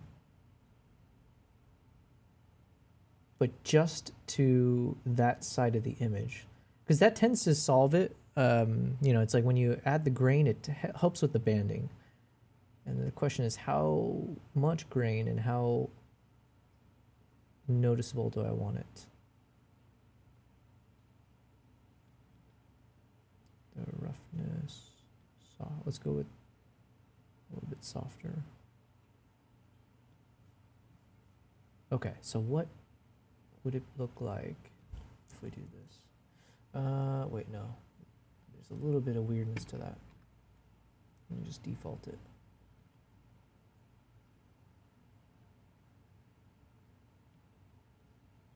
Okay. Okay, it does mask it quite a bit. And so it just makes it, you know, you can clearly still see there's a bit of this weird oil spill look to this.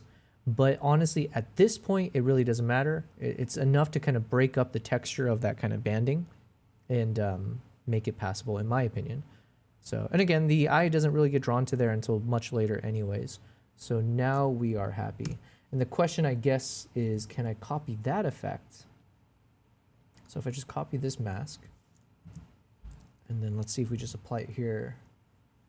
And now here I have it, it takes up a bit more of the screen, so I might have to be a bit more particular about this. Let's see.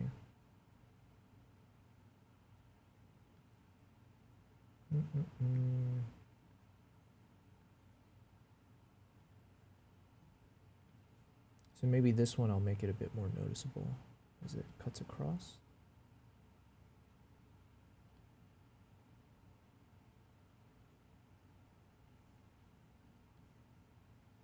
And let's see if I can just drop it from this side.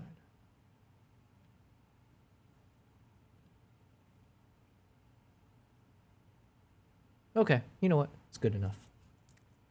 Like I said, this IMAX version is much better anyways. So this version, it's just a backup. So those are the two photos. Then we got this shot of the two kids hauling, I don't know what's in the buckets or whatever, but anyways, just doing their job, I guess, as a young kid. And then here's the close-up one that we were just working on. So again, thank you, V-Fray. We kept with the grunginess, the grit, keeping all of that retained. So yeah, there we go. So then what's next? We're almost there. We've got Machete, and I still don't know. My guess is, I can't tell if this is a he or a she. Not that it matters, but just every time I want to mention, I don't know what to say. Anyways, they have a crazy looking machete. It's not the sharpest on the eyes here, because again, we're in a moving vehicle, so you do the best you can. But it is an interesting enough shot, because again, one of the fascinating things about Uganda is there's so much colorful fabric. There's so much color, which is excellent as a photographer. You can have these moments of, you know, getting vibrancy. So that, and then I think the backdrop is pretty decent. You know, it's not the best, it's not the worst. It's like just different enough, and there's enough greenery and enough texture into the background. So I think, yeah, this will be a good one to test out. Let's keep watching and start this edit. And then she says this. Now, Thomas and Bruce Wayne, I mean, as far as I'm concerned, that psycho's right to go after these creeps. It's just gotten personal. It's related not to Batman, but to Bruce Wayne. So the Batman voice slips, and Bruce Wayne comes out. What do you mean, Thomas and Bruce Wayne? What, do you live in a cave? So I'm gonna give it an S. But then compare that to this. When you're stuck in a spaceship for that long, Mickey 17. Food is everything. In Mickey 17. I liked Mickey 17. It was just like a very whimsical, I love sci-fi in general, so I tend to be very biased. Like, as a default, if I'm watching a sci-fi movie, I'm probably defaulting to favorable at the very least. Like, I don't think a movie, unless it super disappoints, but generally speaking, I'm biased. And I thought, also this is with Bong Joon-ho, so that also made me enjoy this even more. I think people were disappointed coming out of the movie, though, if I recall. Probably just everyone had such high expectations given, you know, Parasite had come out, you know, not that long ago and all that kind of stuff. Me personally, I really enjoyed this film. I thought it was really fun. But, you know, it was a different vibe. If you were expecting like a Parasite vibe or something like darker and more sinister, like he wasn't going in that direction. So, but I enjoyed it. 17, he's perhaps the wackiest he's ever been. I should have got snapped in half and died on the way down. And he plays two characters, Mickey 17 We're very grateful. That's all. and Mickey 18. Are you afraid to die? 17 is higher pitched, more sniveling, and a little pathetic. I mean, you should probably kill yourself if one of us has to die. Whereas 18 is much deeper, a bit brooding and more authoritative. I gotta kill you. He's already proved he can do great voice work, so doing two distinct accents in one movie is just flexing his vocal muscles. So it's gonna be another S. And this pretty much takes us up to today. In Die My Love, he does this, which alone gets it an A. Maybe if I spend a little less time in my pants, a little more time writing, maybe I'd write something. Maybe. In the drama, he plays more of a bumbling role and doesn't sound a million miles away from his actual voice, so it's another B. Like, you know, everybody knows if you bring a pedo to a wedding, it's just like, it's bad vibes. And at the time I'm writing this, I haven't seen The Odyssey yet, so all I've got to go off is this. Somebody get these beggars out of here! So I'm gonna reserve judgment and give this an NA. So that's it. A run through every single Robert Pattinson voice. Wait, where's the S+? 22 years worth of work and 28 distinct sounding characters. When I come home, I'm the one cleaning everything up. But now, it's time for the S+ reveal. Darn it! That's cheating, you know? His role as the heron in the English voice. Oh, he played in this one? Man, this is a movie I need to watch. I haven't watched it yet. V-Frey asked, have you watched the movie Obsession? I did. I really enjoyed it. I'm not a big fan of horror movies. Generally speaking, I had a very vivid imagination growing up. I mean, all of us did, right? For the most part. But I mean, I had a vivid imagination, plus I dealt with sleep paralysis all the time. As a kid all the way into adulthood. And for the longest time, I also didn't know what was ailing me. I didn't, you know, this is back when we didn't really have Google to search, you know, what the hell's going on here. So anyways, my point is I did not necessarily want to feed the beast. I didn't want to feed my imagination with a lot of scary stuff that would then be conjured up as I hallucinate and turn it into monsters that would kidnap me or attack me in my sleep. So yeah, it was a intentional effort on my part to avoid that as much as possible. So yeah, I wasn't a big fan of like horror movies, but if I were to take it one step further, I mean, part of it was like, yeah, I was too scared, let's say, to watch those types of movies. But the other major reason, I think, which is more on like, I don't know if OCD is the right word, or like, you know, it's my form of autism. I just can't, it's harder for me to get over that suspension of disbelief when you have these stupid moments in horror movies, like in the typical genre of, you know, you're in a dark building, you're in a dark house, whatever, and then all of a sudden upstairs you hear a noise, and the first thing the character does is they go like, hello, as loud as possible at the noise that could be anything that you should be smart enough not to draw attention to you. And then the second thing that they always follow that up with is walk towards the noise. And it's like, you gotta be, I don't know. It bothers me so much because in my mind, I'm like, why would anyone in their right mind, why would any rational human being ever choose to make that decision? And so it's like, in my mind, then it just becomes clearly you're just doing this for the movie. And then that sucks. Then it's like, why, what, you know, it takes me out of the, the moment. So I hate those moments, man. I really do. I was kind of joking, but you know, there's a leeway, right? There's forgiveness to all of those. I'm not like a crazy person, I swear. But it's just that knowing that that's a trope in most horror movies, it then bothers me. I do really like psychological thrillers though. So yeah. And also now that I'm older, now that I know what sleep paralysis is, now that I'm not as bothered by that when it happens, I just don't care as much about feeding the beast, if you will. So anyways, that was a long-winded response to your question. Have you watched the movie Obsession? I did. It was great. Is there anything else I can add about the movie though? I thought, just in general, I thought it was really good. I don't have a big repertoire of horror movies to pull from to be able to compare and be like, oh, here's why it's actually worse, or here's why it's actually better compared to the typical whatever. I just thought, especially with the fact that it was so low budget, I think it was under $1 million, right, to make the movie. There were so many nice low lit scenes, especially these days where I'm focusing more on understanding like lighting and film sets and how they shoot certain scenes. I thought it did a really good job of like having very cinematic moments, shooting in all these like very low light scenarios, but doing it in a way that it keeps you in the moment. There's a few scenes in particular where the way they shot it and the lighting, especially when all you see is like the light glint off like part of her eye, it's very freaky, right? But just the way it's so sharp in there and like the silhouettes, and I don't know, there's just so many moments where I was like, wow, this is like, it's really well done. And then the soundtrack, the acting, all of it, yeah, it's fantastic. I went with a few friends, and one of my friends, though, absolutely hated the movie. He was like, I was so tempted to walk out of the theater. It was that bad. I was like, what the hell are you talking about, man? So we had some strong opinions. V-Fray says that's good that you're feeling better. Yeah, of course. It's just, sleep paralysis is a very fascinating concept. Technically, if you have sleep paralysis, if you train your sleep paralysis, that's how some people get into lucid dreaming, because then you become cognizant that you're sleeping.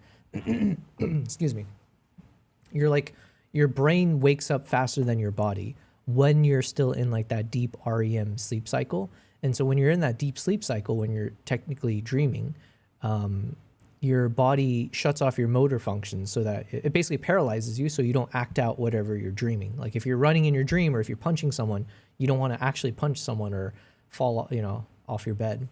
So it's like a safety mechanism. But the fascinating thing about sleep paralysis is like your brain starts to wake up while you're still in this paralysis. And as you're like starting to gain consciousness and understand your surroundings and what's going on, you're also still retaining your ability to hallucinate, which is what you're doing when you're dreaming. So it's like you get to hallucinate as if you're in any dream. So you can imagine anything happening, right? Just like you can be in any scenario in a dream, but you're now in your room or wherever you're sleeping, So now that's your container, but then you also have your awareness. And then you freak out because, you know, you're disoriented because you were just dreaming a second ago, and the next moment you're snapping awake, and then the next thing you know, your body's frozen. So then you start freaking out because why can't you move? So then you're more likely to be in a panic state, which means if you're hallucinating, you have a higher chance of hallucinating terrifying things. It's a whole thing. It's crazy. But yeah. Anyways, I'm over it now. I've gotten over it. Knock on wood. Watch, tonight I'm gonna go to sleep, and I'm just gonna cause myself to have the worst, most terrifying. I'm gonna have an obsession girl standing over my bed. V-Frey says, well, talking about psychological stuff, you have to watch the series The Crowded Room. I have not seen that. I need to watch the movie, is it called The Back Room? I know The Back Room came out and it's supposed to be really good. And then I saw Exit 8. That was really good. Ooh, this is an interesting edit. So part of me wants to work off of this edit here, where there's a lot of color, right? So it's a bit darker, richer, but you have a lot of greens and the colors of the fabric. But then there's one, which one was it? Frosty Fox. This one fades out the colors, although I can always bring it back on the clothing. But there's like a soft texture on the rest of the image, which I don't know why, but it feels a bit more minimalist and a bit more artistic. Whereas the one I have now is sharper, richer, more saturated, denser. But I don't think, the problem is also it doesn't draw your eye to the subject as well as the other one. Okay, you know what? I made my decision. I think we're going to start with this kind of frosty, it's my Frosty Fox preset. So we've added this bit of a fade across the image, almost to like mimic a bit of mistiness and fog across the scene. And then I might saturate a bit more on the subject though. We'll see. We got Conan in the chat. Conan says, I'm just going to have you playing in the background. Oh, well, thank you very much. Thanks for lurking. With a small bit turned up because need to concentrate on something for a little while. Of going to break a toilet in a few. Hold on. Is that a language barrier? Are you telling me you're taking a dump and you're going to watch me in the background? Listen, I'm not complaining. No matter where you are, if you're watching me, that's a huge dub. So I hope you release your bowels while you're listening to me. All right. I hope I can help you with that. Conan says, by the way, solar eclipse in UK is coming TD today or tomorrow, but I'll let everyone know in the Discord the dates and times. Oh, well, thanks for keeping us on the lookout. I have yet to ever capture a solar eclipse. It's supposed to be really fun. I know some people get so invested in it. Like it's like something you plan a year in advance, go to the right coordinates to be able to get that crazy shot. All right. Well, be right back, says Conan, talking a number 10 right now. Okay, damn. Good luck to you. V-Frey says, in Poland, it's tomorrow. Oh, okay. Wait, V-Frey, are you from Poland? Are you in Poland right now? That's a country I would love to go back to. It was beautiful. I went to, what's the ski country called? It's like Kapapule. It's some crazy name. Cappuccino. What's the Poland city I was in? I went to Warsaw and Krakow, and then Zakopane. I knew that I was gonna get it, and I wasn't too off. What did I say? I said some random stuff, but I said cappuccino, Zakopane, or however you pronounce it. Yeah, it's the same syllables. That was a beautiful place, by the way. I wouldn't mind going back. Okay, how do I continue editing this one? So let me grab the subject.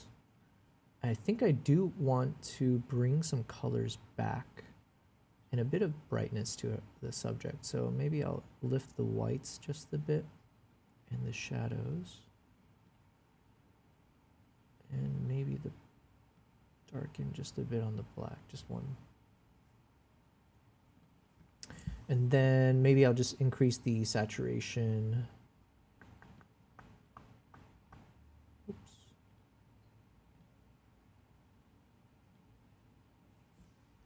Okay, let me keep playing this. Okay, so, oh yeah, what I was going to say is I haven't watched The Boy and the Heron yet. And I'm a huge fan of Miyazaki. So I don't know why I've just kept putting this in the back burner. But yeah, I guess I need to watch The Boy and the Heron. Because I really liked the English dub. I liked both versions, but Howl's Moving Castle. I think when I first watched it, it was an English dub, and it was Christian Bale's voice, and that was so cool. But yeah, anyways. Voice cast of the boy and the heron is without a doubt his weirdest and most impressive voice. Because it's animated, all other aspects of performance like the face and the body are gone, leaving just the sound of the character to do all the work from the actor's perspective. But this isn't why it's S+. It sticks out a little bit. It's S+, because it's the only voice that is completely original. You see, most of Patterson's best voices are rooted in a recognizable accent or person. And these are rather peculiar. The Devil all the time is a Southern American accent. Some girl. The Lighthouse is a 19th century New England voice. The King is a medieval French voice. Good Time is a Queen's accent. I'm on the corner where you dropped me off. You're gonna get back here right now. They all at least somewhat resemble an actual real-world accent. No surprise as I was. But the Heron is different, because there's no real-world reference point. I'd be the one to know. He has to invent an entirely new vocal identity from scratch, rather than imitate an existing accent or archetype. Why don't you come closer and have a better look? This is perhaps the most ambitious voice he's ever done, and he completely pulls it off. It's getting dark out there. Which is why The Boy and the Heron is Robert Pattinson's S+ tier voice. So this is my ranking, and what's interesting is the placement of the voice more or less matches the quality of the film. And I think if we can learn anything from this, is that Robert Pattinson, even with his movie star looks, is really more of a character actor at heart. He likes to experiment, take on new roles, never repeat himself. He always pushes to do something new. Okay, great. Oh, it's my movie. Very good, very good. We got David Fincher. Oh, you've got a Fed video. If we'll watch it when Fed's here. How I Shot Like Spielberg. Okay, so let's watch. The issue with digital photography, a day of NYC street photography. Don't mind if I do. I think this is recommended from Katzenell and Boggin. I think this creator, if I'm not mistaken. Conan says, wanna an Irish song. I don't know any. Oh wait, no, I do know an Irish song. What's the band from years ago? Flogging Molly. Flogging Molly. That was great.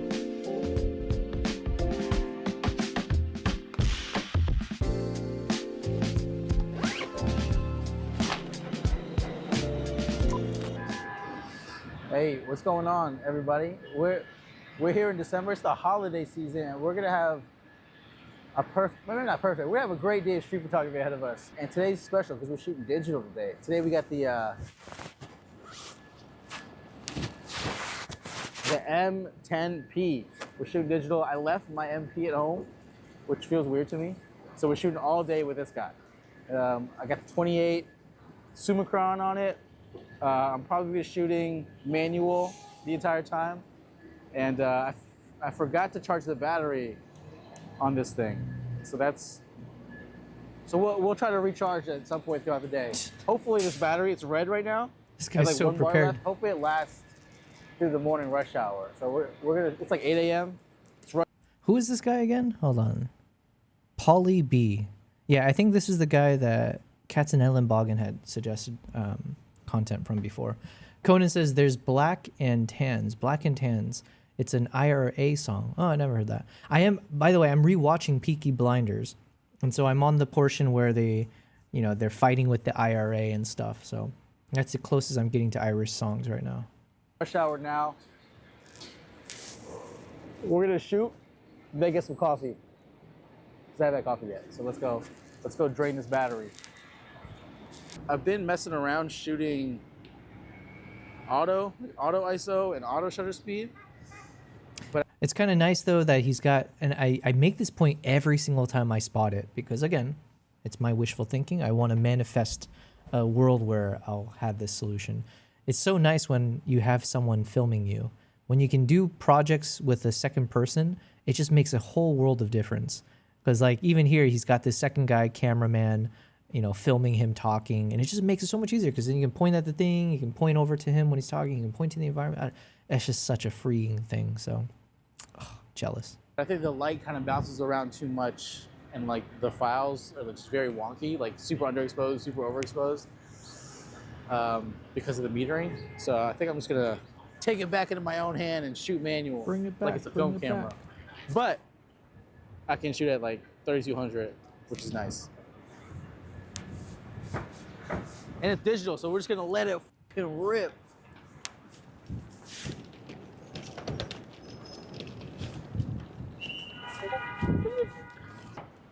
This is usually my go-to corner for like morning rush hour stuff. This is 42nd in Lexington. Typically, on a summer day, like the warmer days, this place is packed in the mornings. I don't really shoot here in the winter, so we'll see. We'll see if we can get some traffic.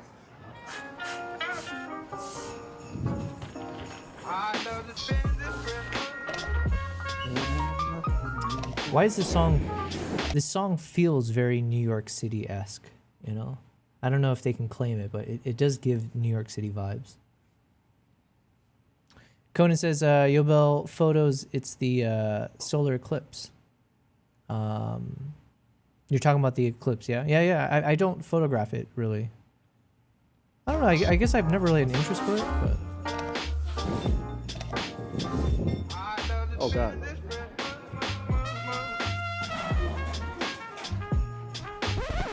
It's a battery low. Oh, fuck. It didn't even last in the morning rush hour. Should have charged this last night. A little bit. You think? Should have charged this last night. It says battery low, please change the battery. Damn. Let's go get a coffee. Let's go get some coffee. Oh man, I'm so jealous. This thing has fast charging capabilities. I'm so jealous. I need. This makes me want to move to New York City so that I can meet other camera people, film people, YouTubers, so we can make projects together. I guess I could do that in Dubai as well, but Dubai is not really a place where it's as easy to just make daily content, you know, explore the city, that kind of stuff. One, you have to be careful because like technically you're not allowed to photograph or film strangers without their permission. It's like a bit lax. It's not like super enforced, but if someone did want to, you know, get you in trouble, they could. So, oh, look who's deciding to join us right now. I got my kitty cat. Hello, Nala. What's going on? All right, everyone say hi to Nala. Look at her. What a queen. With that beautiful 35mm lens on the Z9. And we got Mr. Steampunk guy over there. And now we got Nala. What's going on? Yeah, hello, hello. Good girl. I need to do some more ASMR with my cat's purring.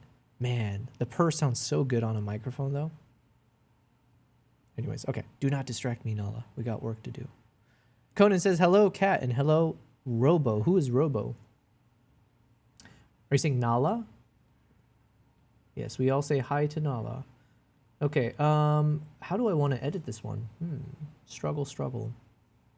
Part of me is okay keeping it in this kind of coloring, which is a bit more with the edits I did in Lightroom. And then there's something more artistic about this one for sure. It kind of cools down the colors. But I can do this in post, or I can do this back in Lightroom anyways. So let's see. I think I'll turn on the halation because we got that nice red across. And then the film grain, I don't know yet.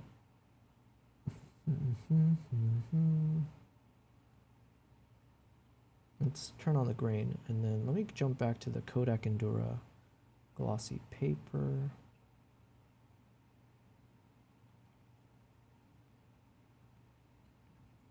Something like this. And then I think for this one, we're going to turn on 65mm grain. So I'm not going to go too crazy with the graininess, the noisiness. Conan says the robot light. Oh yeah, of course. I'm an idiot. I forgot. My robot. Yeah.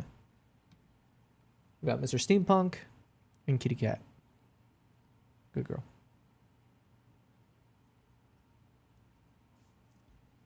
All right, let's keep watching this. So it'll recharge us real quick so we can get back out there and shoot this morning rush hour.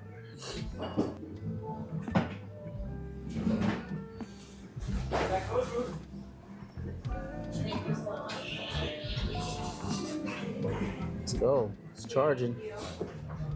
It's like 8:45 right now. We're like coming to the end of rush hour.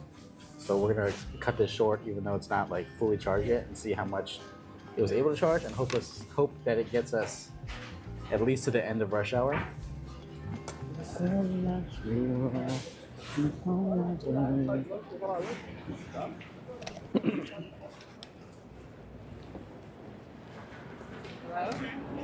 Okay, that is a little creepy though. I don't know how I would feel about what I wasn't fully paying attention, but it's like it looks like he just kind of had his camera and then like he snuck a shot in of some strangers. I don't know how to feel about that. I mean, is it that much different from what I'm doing here? I guess in some ways, not really. But there, I don't know why, but it's like when I see it in like a, you know, in like these like walking moments where you're like super close to the subject and you're like sticking, it's like the feeling of sticking a camera in someone's face, right? Something about that does feel a little bit awkward. These ones I mentioned before, usually I try to make my presence known from a distance. So someone will see that I've got my camera out to get the shot, or I try to be sneaky about it for sure. There are moments for that. So yeah, I don't know. I'm a little bit like in the middle of like, how do I feel about this? Because I kind of do the same thing at times, but the way he was doing it inside the city, it just feels different. I don't know why. Maybe there's no good explanation for it. Let me rewind and see what he did again. I wasn't fully paying attention. Hey, Yobel, I have a real question to ask you. When you were around 16 to 18, did you want to do a different job than photography / diagonal videography? And if you weren't doing photography, what would you also love doing?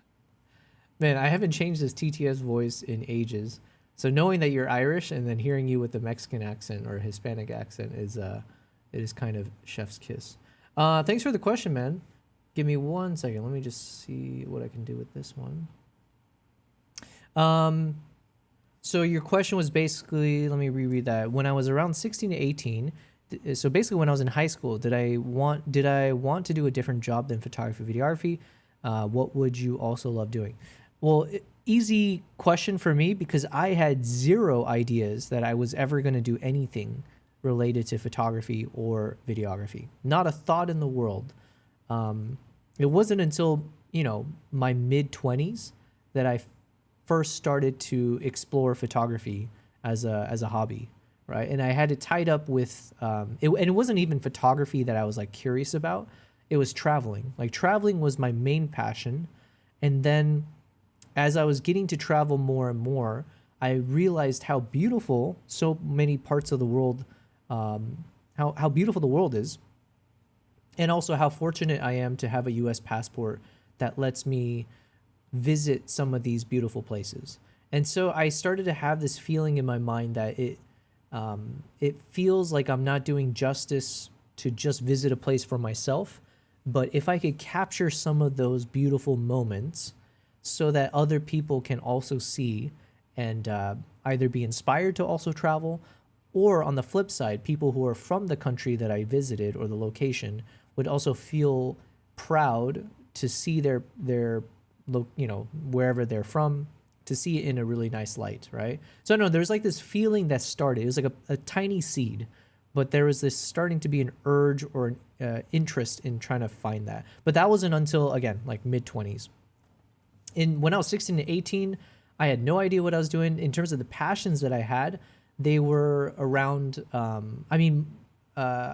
most of my childhood was I was very busy with sports and education. Like I didn't really have a fun childhood. Like I had good friends, I had good memories, I had a good time. It wasn't like I was some, you know, super bullied kid and all kinds of things like that. Thankfully, because my dad taught me wrestling since I was young. It's like nobody really picked on me just because I knew how to handle myself.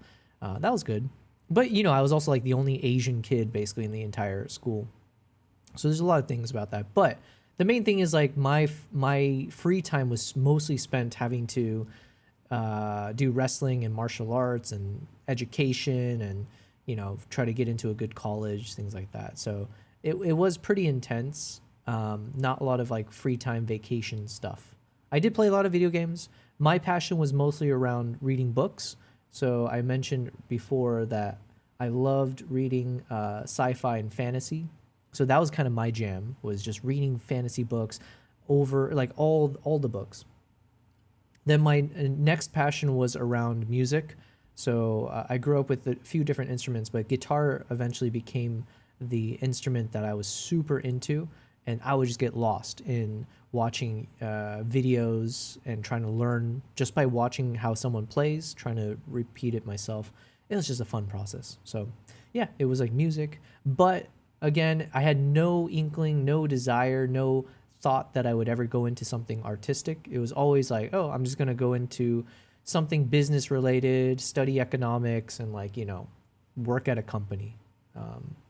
So that's basically what I did for the longest time. And it's only recent that I've been trying to pursue this with all of my time and with all my energy. So yeah. I say all of this, Conan, to let you know, hopefully as a way to reassure you that you don't have to make any major decision in your life at the age that you are, right? You've got all the time in the world to make as many mistakes as possible, and you should, and to go try as many things as possible. That's the whole point of living, right? So yeah, man, you can just do whatever you want. So the fact that you already have certain interests like photography, that you're already, as you know, way more about photography stuff than I ever did for like my entire, you know, adolescence and young adulthood. So yeah, you already got a leg up, right? But who knows, man, 10 years from now, maybe you'll realize there's something else that you're more motivated by or passionate about. And that's the name of the game. There's nothing wrong with that. It's never wasted either. So yeah, and in some ways, Conan says, I'm still learning. Yeah, I mean, we're all still learning, right? Like you're watching me learn basic like film school 101 concepts, you know, at my ripe age of being in my mid 30s or whatever I am. So yeah, there's no time like the present, I guess they say, right? To learn stuff. And then sometimes I think about like, I am very happy with how I edit my photos. I think I do have a good eye for details, for color, composition, whatever you want to say. And those things, you know, if I had lived a life where I tried to do this from an early age, I don't know, maybe I needed to go through all of my life lessons and all the different journeys, all the things that might be considered boring or not related to photography at all. Maybe all of that played a role to eventually get me to a point where I feel like I've honed in my particular style that no one else can replicate, you know? So all of it is necessary.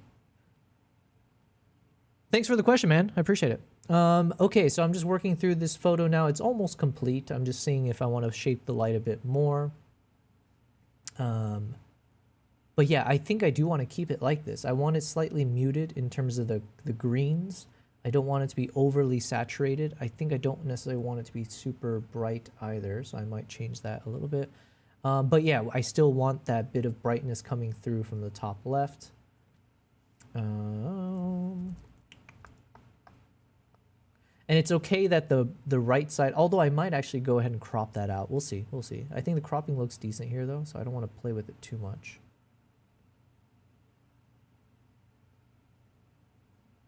Okay, let's say it's something like this, okay?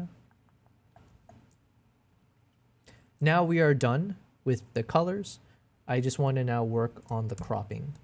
So as per usual, I want to start with my Epic IMAX Cinema aspect ratio, just because that's been quite fun to play with. And the question is, do I want to crop in so that this blackness from the vehicle is completely stripped away, or does it make sense to keep it there because it adds a bit of story, and also maybe I don't have enough space to otherwise? I'm kind of leaning towards keeping it.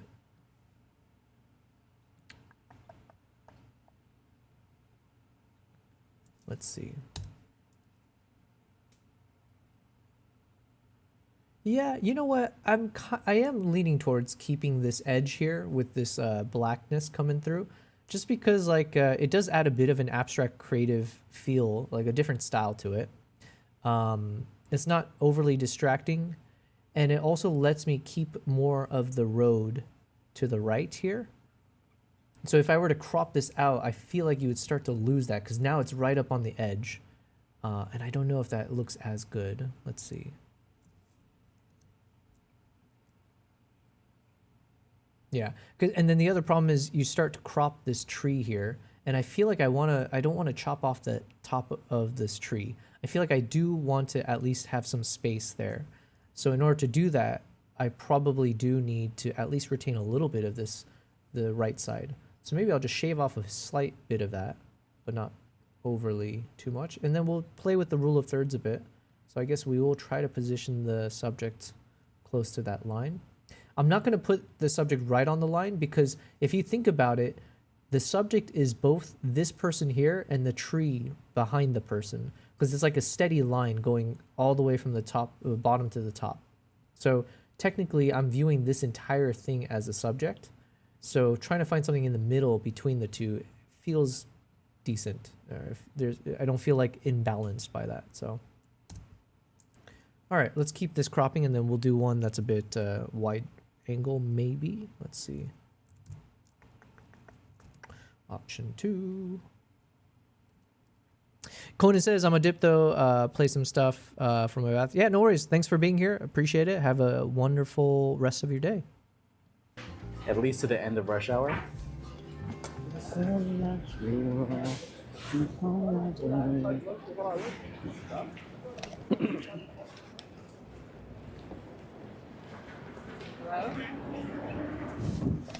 All right, this one we'll just do a typical 16 by 9 rule of thirds. And we're good. Thank you so much. Okay, I think we're done. So let me stop the recording on this one. We got our final image here. So just 2 different croppings, IMAX style, and then 16 by 9. Yeah, I quite like this one. All right, then just taking a quick pause to watch this video a little bit more in depth. I just want to get a sense for myself. How do I feel about what we're seeing here?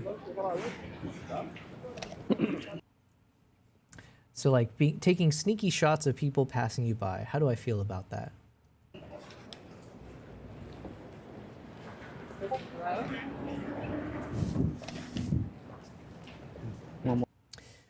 I don't know why. BD says, damn man, better hurry up. It says Conan, yeah. I don't know why one gives me a more visceral feeling than the other, because they're both same side, or like they're both different flavors, I guess, of the same thing. So for example, what's to say there's anything different about sneaking a shot of these strangers as they're passing and walking past you? How is that any different from when I'm taking a photo of this individual as I'm passing by on a vehicle? You know what I mean? In a sense, is like, if I'm treating them the same, or why would one feel okay in my world and the other doesn't feel okay? And I'm sure there's a nuanced answer that I want to kind of think through. I don't have to do it on stream, but I'm curious. Like I always want to test I guess I want to test my principles at times and question if there's anything to consider. But all I know is, like, when I see this though, it does feel a little bit strange to me to if I were to imagine some dude has a camera and then as I'm walking past on a busy street in New York City, that he just like sticks his camera out and shoots me like right in my face. I think that's what it is. It's this feeling of being in my face. You know, it's like you're piercing my personal space bubble. That's probably the thing that makes me feel a little bit perturbed by seeing this. Not majorly so. It's just like slight annoyance at when I imagine myself being, let's say I'm this lady right here or this dude right here, and if I saw someone, imagine a flash goes off, you know, imagine, you know, after the shot gets taken, that someone just snuck a shot of you, right? Because then in that split second, you're trying to figure out, did they just take a photo of me, or was there something behind me? What, you know, there's like a million questions that might rush through your head. I'm like, what the hell just happened? And it's like, hey, I didn't pose for this.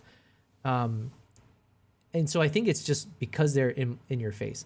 Now, let's say there's a photographer across the street with a freaking 600mm lens, and same thing, they ended up taking a photo of just me, but I was like all the way on the other side. I don't know why.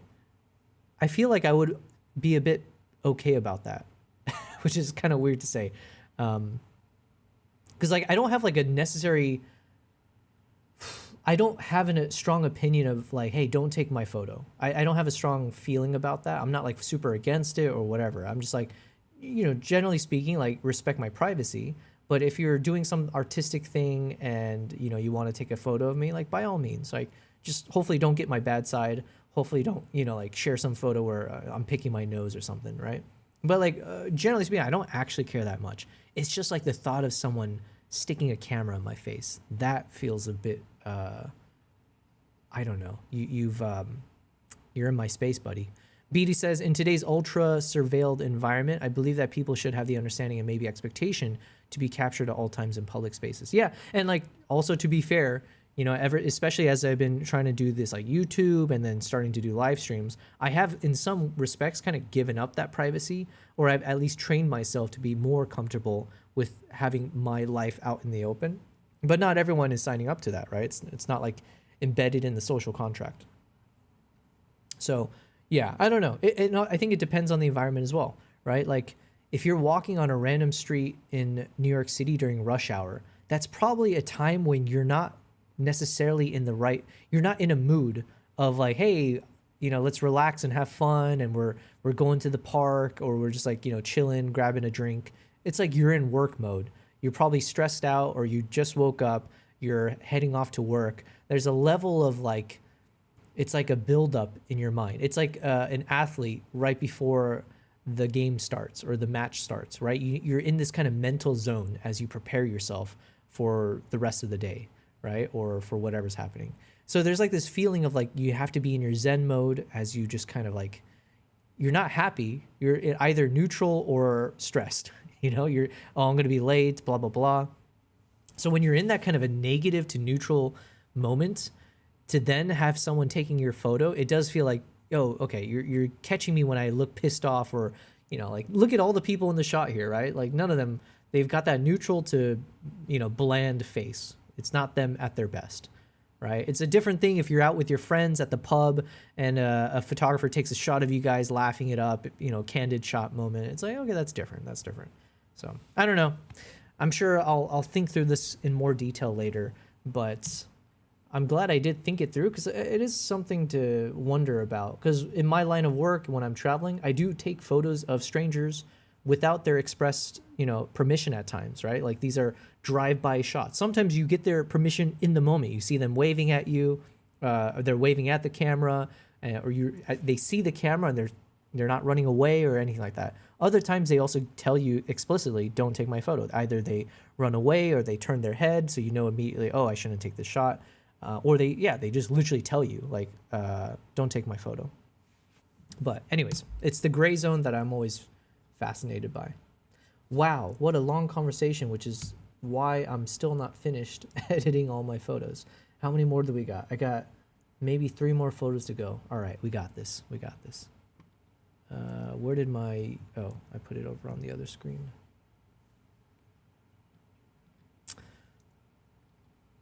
But yeah, also I wonder if you're living in New York City, I guess Beatty, you would know since you're there now, right? I wonder if you're living in New York City where you're surrounded by content creators, photographers, tourists with cameras, YouTubers with cameras, cameras with cameras. You know, it's like maybe you're 100% correct where it's like living in New York City, it's almost just like par for the course. Like, you know, of course, this happens every time I walk outside. Morning rush. Thank you so much. You watch.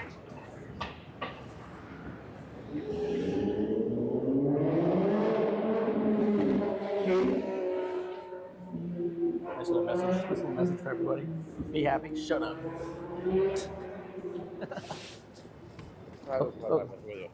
All right, let's start this edit. This one could be an interesting shot. Because I think it's focused. This one for sure, I know I have the video behind the scenes of this moment, so that's good. And then I guess I'm curious, how do I want to crop this? Because obviously one part of me says, you know, you just got that one image here, or you got the one subject, and it could look nice to just isolate the subject, crop in quite a bit, and hope for the best in terms of the sharpness. But this is already interesting enough capture. You know what I mean? Like, how often do you see something like this as an outsider? It's like, holy shit, man. What is he, you know, how is he juggling all of this food and these bags of, I don't know, maybe it's like flour or rice or whatever else is on the sides, and this big ass coffin basically with the tarp over it. It's just like so much going on here that part of me thinks that cropping, it could work or should work to just isolate out only this person, remove all the rest of the distractions. But then there's another part of me that wonders, and I guess I can go, you know, who says I can't do both versions? Another part of me wonders, do I want to actually do a wide angle to counterbalance the dude on the right with the subjects on the left, right? So even this can feel balanced composition-wise. But the only question as I look at this is clearly I can see that none of the subjects on the left are in focus, right? It's quite blurry. I shot this at 1.8, 85 millimeter, 1/1250 seconds. So not the sharpest here. So then the question is like, if it's not that sharp, I mean, what do you do? BD says, well, to be frank, I barely step foot in Manhattan, so tourists and creators aren't really a problem, but IG, what is IG? I'm good. Let's go. Is that LG? I barely step foot in Manhattan, so tourists and creators aren't really a problem, but I guess. I was going to get there. Yeah, I don't know. Rush hour isn't over yet. We got the stragglers, like we said. People get to work. It's 9 o'clock. Y'all gotta clock in. No offense to people who work 9 to 5, but you gotta clock in. It's 9 o'clock. Y'all late. This actually looks not bad when I put my preset over it. So you know what? One more write up. We're gonna do 2 croppings. So I'll just duplicate this so I don't lose this exact aspect ratio that I just worked on.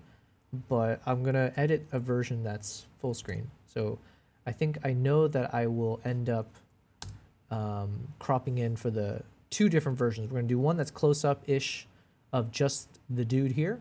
Probably crop it literally as you see it like this, kind of, top left. And then we're going to do one cropping wide angle of everything. Boom. All right, let's do this.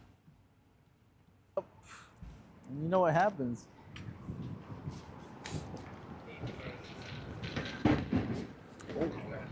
Oh. There goes the morning rush. There's something funky about his microphone. Go work our way to. I think I don't know. I could be wrong, but I feel like maybe they messed up the audio because it sounds like they're using a microphone. Either it's like the clip-on microphone on this dude, the main guy, but they're not catching a lot of the ambient sound, or maybe they turn on the noise cancellation or whatever effect. Which, in my opinion, I don't necessarily like. I kind of prefer when you do hear a lot more of that ambient sound. As long as you don't get the wind noise, for me, it's like if you're walking around New York City, I want to hear the chaos of New York City. Whereas right now, it's super muffled, at least in my headphones. Find a diner. Okay, we're going. We're going to find a diner. Get some breakfast. Recharge our bellies.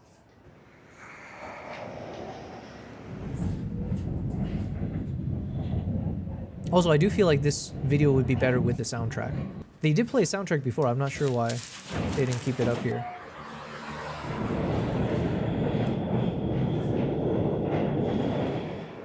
Is it wild to get a burger right now?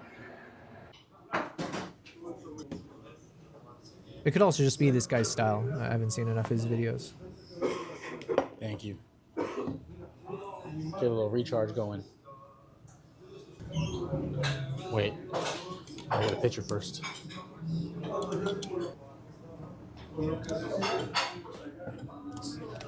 Who can resist like an old school diner, right? Sick diner. Can I take a picture of it? Okay, thank you. This feels like Christmas.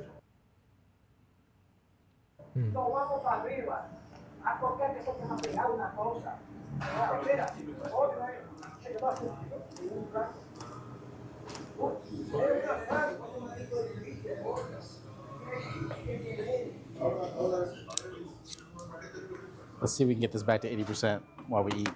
Actually, we could also charge other things too. I forgot to charge my phone. I'm at 25%.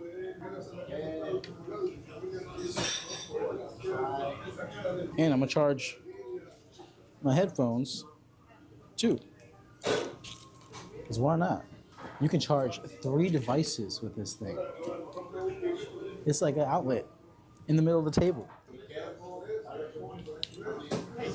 Yo, my delusion right now is thinking that if I moved to New York City, I'd be able to hit up all these guys and collab with them. Me with my measly 10,000 subs on YouTube versus, I think this guy's big time. What is he? 145,000 subs. Yeah. But that's my delusion. I actually feel, I don't know why, but I have like really strong confidence that if I lived in New York City, I would find a way to be able to reach out to these guys and be like, yo, I would love to collab with you and like, you know, make some videos together. I might have to pay money though. What can you do? This is probably close to 80%. It's not quite there yet, but it's enough. I assume this is going to be enough to get me through the rest of the day. Let's see. Moment of truth.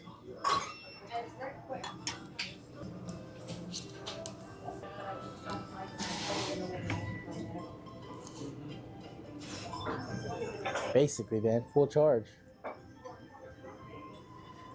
If you're shooting in the holidays, take a break. Get some food. Recharge.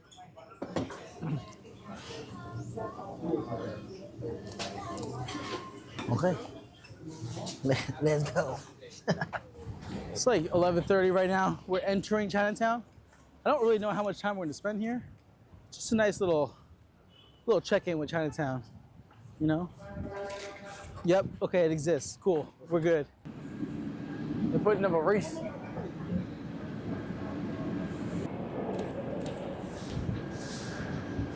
What's happening? Okay, I kind of like this look, even at this super wide angle. Eventually we are going to crop in, but even just like looking at this as we see it, yeah, we get this nice like soft misty vibes, but then maintaining a bit of the texture on the ground. So here's where I'm going to stop the edits within Lightroom. Let's bring it into Dehancer now. And then we're gonna wrap it up here. Yo, what's going on? We got Elvis in the chat. Elvis says, sad. It's final day. It's not sad because we got like so much more to go, my friend. We've got like, I think equal amount of days in Tanzania with maybe even more photos captured, if I'm not mistaken. Because it's not just my photos. I think, what did I say? It was like 20,000 plus photos that because I was teaching photography and there's about 20 different safari guides that I was teaching. So all of them were taking photos every single day that they were with me. So, you know, there's a lot of good shots in there as well. So yeah, we're going to have fun. We got so much, and you know, these are going to be like lion shots and all kinds of other things. And then we're not done yet, right? Because then after Tanzania, technically, I have a huge backlog of other countries that I've traveled to that I haven't been able to showcase on stream. That includes 2 times to Vietnam, Zimbabwe, 2 times to Zimbabwe, at least 2 other trips to Uganda. We did a little bit of Hokkaido, Japan, but I technically have a lot more from Japan. Then we've got... What am I missing? Colombia. I did like a 2-week trip to Colombia for like a bit of the anacondas. You get a bit of the anteater, some fox, random stuff. Where else did I go?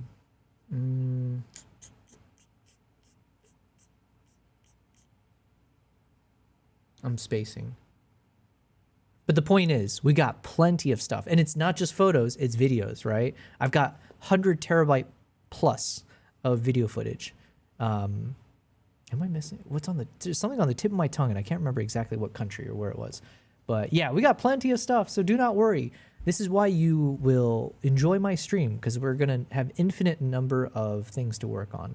As long as you enjoy this kind of stuff, I guess. If you like watching photos get made or paint dry on wall, then you've come to the right place, my friend. Oh, this is an interesting... This is the Fujifilm Instax. This looks artsy. I might want to keep this one. Okay, let's keep playing. Elvis, how's it going though? Hope you're doing well. Happy Tuesday to you. I feel like I said earlier, we're gonna have a great day of street photography, and I think when people hear that, they think we're gonna have a great day in terms of like the output, but I think it's more focused on the input, like having a great day taking pictures, not necessarily taking great pictures or even good pictures. As long as you focus on like the enjoyment of hitting that shutter, then it's all good, you know? And I think that'll help the endurance along the way if you have that kind of mindset. Oh, there's a soundtrack. Wow. So beautiful.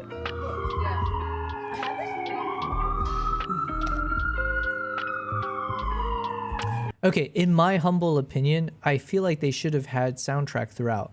There is is there a possibility, could they have gotten some copyright strike? And so they had to strip this, I think, oh, you know what? That might be actually it.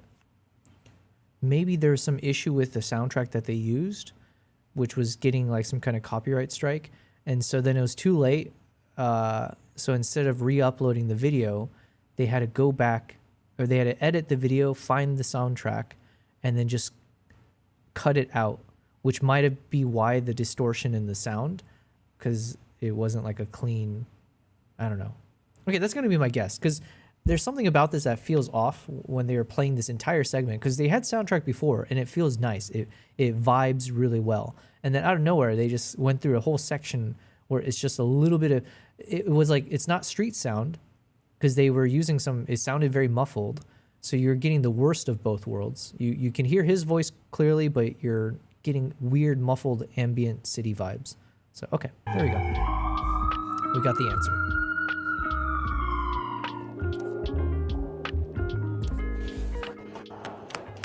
Nailed it.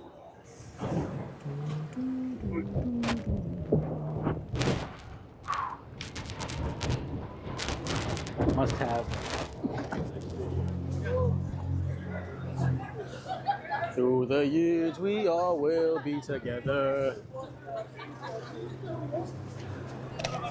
As the fates allow. The light's so good right here.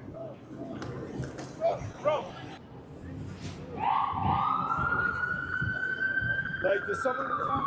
Reese is on strike. Starbucks. Heck yeah. We are gonna walk over to the rally now. Look how busy this corner is. This corner is like a magnet. It's like, you think there's something's gonna happen. Okay, this one I'm probably gonna not do too much of a noise, because I am gonna end up cropping in. So then the moment I crop in, the grainy effect starts to look a little wonky. Yo, we got Peter in the chat saying, hey there. Hey, back at you. Thanks for being here. Happy Tuesday. Hope you're doing well. My cat says hello. Hold on. This past week, only one of my cats has been joining us. I don't know where Kimbap has been hanging out, but thankfully we got the beautiful Nala here. Oh, freaked her out. Good girl. It's just my hand. She's like, ew, brother, ew. Anyways, so we got Nala here to say hi and hang out with us, but thank you, Peter, for being here as well. I am almost finished with my Uganda photos. This is I think like the second to last or the third to last photo. So I'm just putting some finishing touches here within Dehancer. I'm going to bring it back into Lightroom. We're going to do some cropping to make it better. So, and then we're just watching a random video here about New York City. Elvis says, am great. Thanks for asking. I really need to up my game. I haven't edited Sunday's 34 gigabytes worth of photos. Okay. My laptop without hard drives is slow and tedious. ZR, but we pushed regardless. Yeah. What can you do, man? It's like the thing you always forget about. And this is where, when we were talking about that Sony FX5, it's like, man, that's so expensive. $4,000 for the body, and then $6,000 total if you want the top handle. It's like, okay, fine. And you like, let's say you buy that. You're like, the job is done. I've got the gear. I'm ready to go. It's like, hold on a minute. You've got the memory cards? It's like, oh, shoot. Okay, I need some 1 terabyte cards. You know how much that costs? Oh, So then it becomes 6,000 plus another 1,000 plus another 1,000 plus another. It's like at that point you're like, thank God I've got the Nikon ZR. That's what I say. Because of how busy it is and how good the light is, but like, I feel like you really get good photos here. But positive mindset. We're gonna get good photos here. I'm all over the place. Don't listen to me.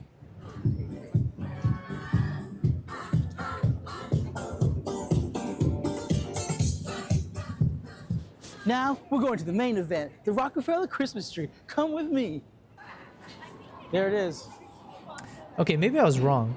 Because now this is the second time they're not playing any soundtrack. It's just his voice. So, okay, maybe it was just a creative decision. I don't really agree with it, but I mean, who am I to say? So sick. Oh, there's the music. Now I'm just confused.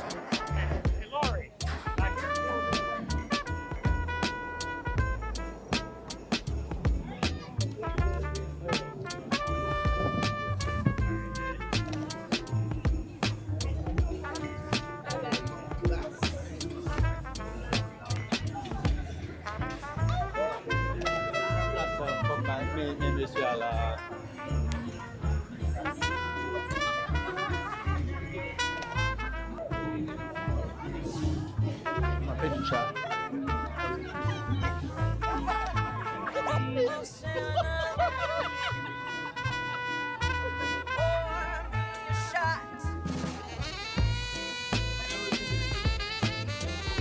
There's the thumbnail.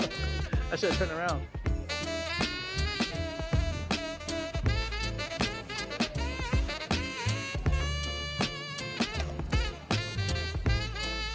Sick. Oh, not you, not you. It was the cigarettes, the cigarettes. So I was doing a mouthful. Cigarettes. Sick.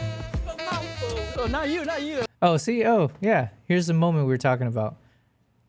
So he was taking a photo of some other person when they were puffing a cigarette, but then the other lady thought he was taking a photo of her. And so it was at least bothersome enough that she took the time, even if she says it in jest, she's still like, hey, you caught me when I'm eating my food. What the hell? You know? So there's like those kind of things where it's like the more aware, the more in your face you are when you're taking someone's photo, the more awkward and like a little bit, you are actually like piercing their personal space. That's kind of the beauty of when you do shoot people from a distance, like even these shots that I'm doing, because then there's a little bit more of like, hey, at least I'm not sticking a camera in your face. Yeah, there's a little bit more of a barrier that makes it somewhat acceptable. Maybe not all the way, but yeah.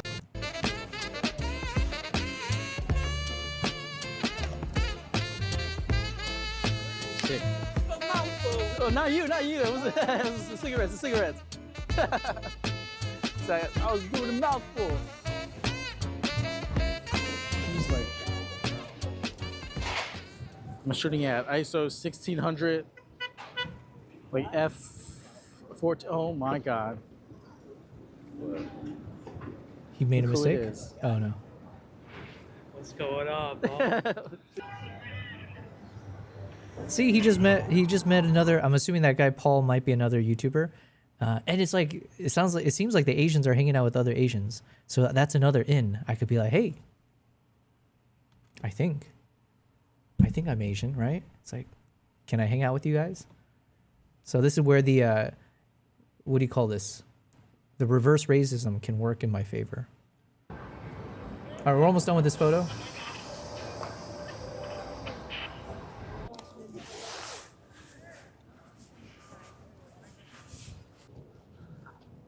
Now we're gonna do a couple different croppings. Battery just ran out. Well, it's a good thing we're in this beautiful park. We can just sit and recharge for a little bit. Oh yeah. I'm just gonna chill here as it charges. Rocking around the Christmas tree, the Christmas party rock. I've actually been using Anchor products for over a decade now. Charging my phone when I travel, charging electronics when I'm out shooting, charging my laptop when I was in the airport. So I'm a loyal Anchor user when it comes to power banks. I've had maybe 3 or 4 different types of Anchor power banks, from small to big to now the prime one, you know? And this just feels like the evolution of it. The fast charging, the 26,000 milliamp hours. I have one of those as well. It seems like this is the go. This might be like the go-to for everyone. The problem is I couldn't purchase it in Dubai though. I couldn't find one, but thankfully I found it in another country and brought it back. But, okay, we've got 3 different croppings. Let's see, what did I do here? Whoops. Oh shoot, I hit the wrong button. I hate when I do this. Okay, we're close to where they were. All right, so we got 3 different croppings here. Let me 5-star them. And then let me see if I should make some additional edits here. I might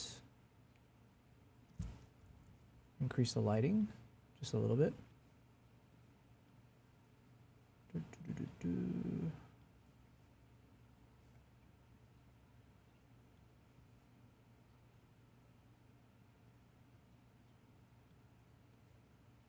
There we go.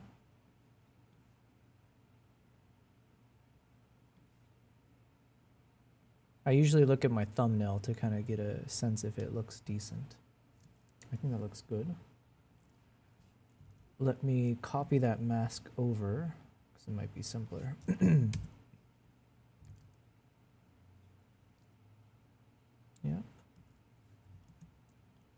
And then let's quickly adjust it a bit, since this is a bit bigger of an image. So I just want to change it up slightly. There we go.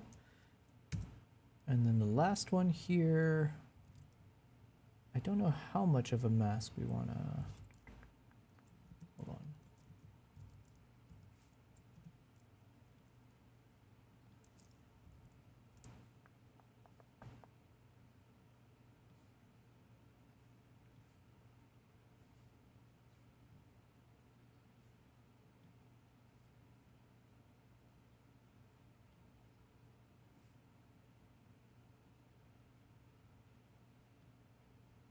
Okay, just a bit on this one. And then I might add a fade on the other side. No. Okay, we keep it dark here to balance out the light coming in from the other side. All right, now I think we are done. There might be some things I change with this. I'm not sure. For now, I quite like how this looks. It's a bit of a greenish tone throughout, but I'm fine with that. And then in terms of the final look, so here's the 3 different versions we got.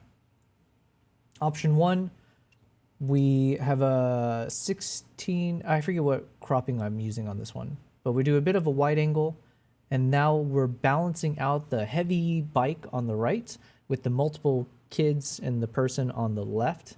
And then just a little bit in the background here, you can see obviously there's some lodge sign in the background, which generally, ideally that sign wouldn't be there because it's like a clear branding thing, but it's not the worst thing. But for people shots in this kind of environment, I think that's fine because like it adds a bit more, like you're not really out in nature. You're in a somewhat rural environment or something. So I like this. There's a bit of good balancing in terms of where your eyes will focus. Shot number 2, we're going back into IMAX mode. So we got that full IMAX 1.4 3:1 ratio. But otherwise I kept the same cropping, or I kept the same balanced composition. So you got the dude on the right and then, yeah, the rest.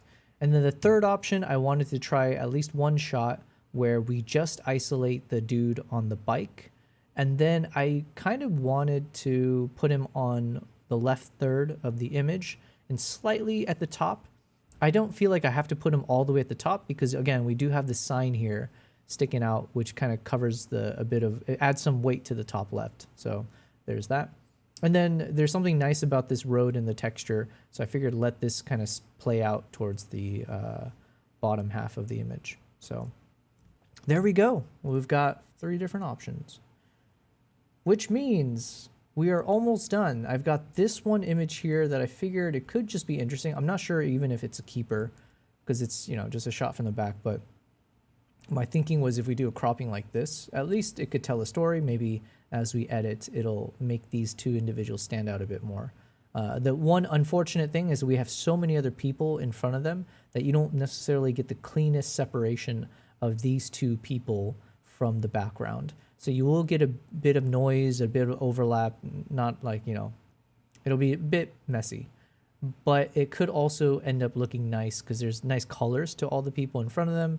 It tells a different type of story because now it's like a gaggle of women as opposed to, you know, I don't even know what that means. But the point is we got a different story to work with. So let's figure this out. All right. And then we got one more photo and we're done. Battery just ran out. And we got this dude on the right smiling at them. So I this figure beautiful park. this kind of composition is probably what we'll sit and lean recharge towards. for a little bit. Actually, with that in mind, I'm just going to crop now. Oh yeah. I'm just gonna chill here as it charges. And this one definitely feels like a wide angle shot. So we'll stick to it. The Christmas tree, the Christmas party. It's probably too wide.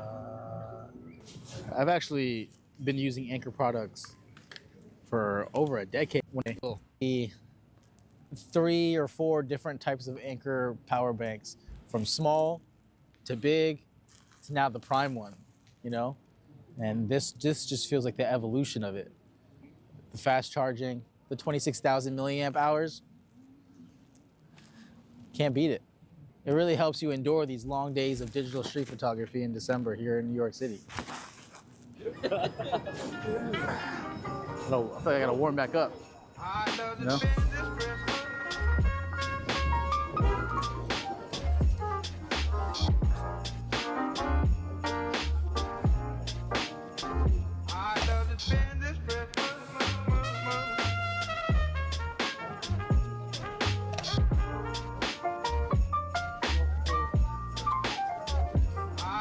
The sun is gone,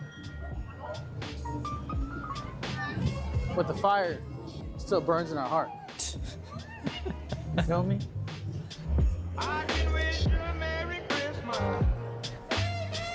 You think I'm cool enough to hang out with this cat? This guy's got some jokes, man. I think he'll accept me. Time to move to New York City.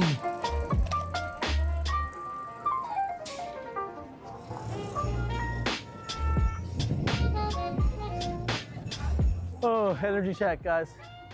I think my energy's like, my battery's super depleted.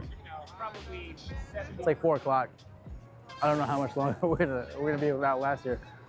By the power of the almighty Empire State Building, restore this power within me. That is mad props to them. Because I think they said they were doing it since morning rush hour.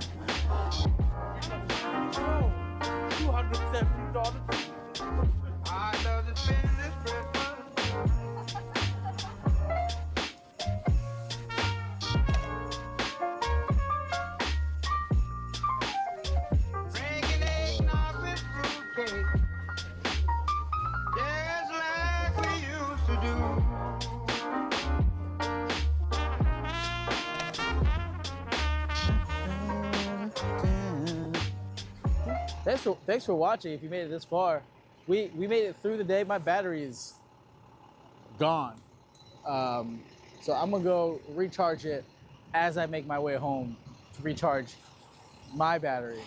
This whole video was sponsored by Anker. No kidding. And we ran out of battery more often than I would have guessed. That makes a lot more sense why he started off the video with like basically his camera in the red. I was like, why would you not check to charge your battery before you're doing it? It was like, I get it now. It's all part of the theme where he relied on Anker. So legit wouldn't have been able to make it through the day without the Anker Prime battery pack. getting me through. We would have stopped at rush hour in the morning.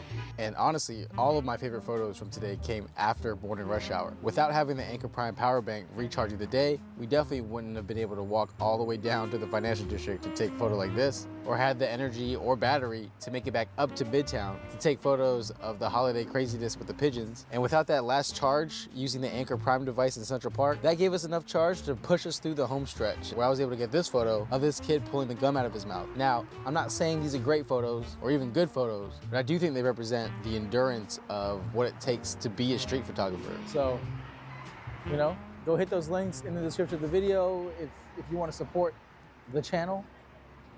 Do that. We shall. I think I already liked the video, but yeah. Polly B. Okay. What's next?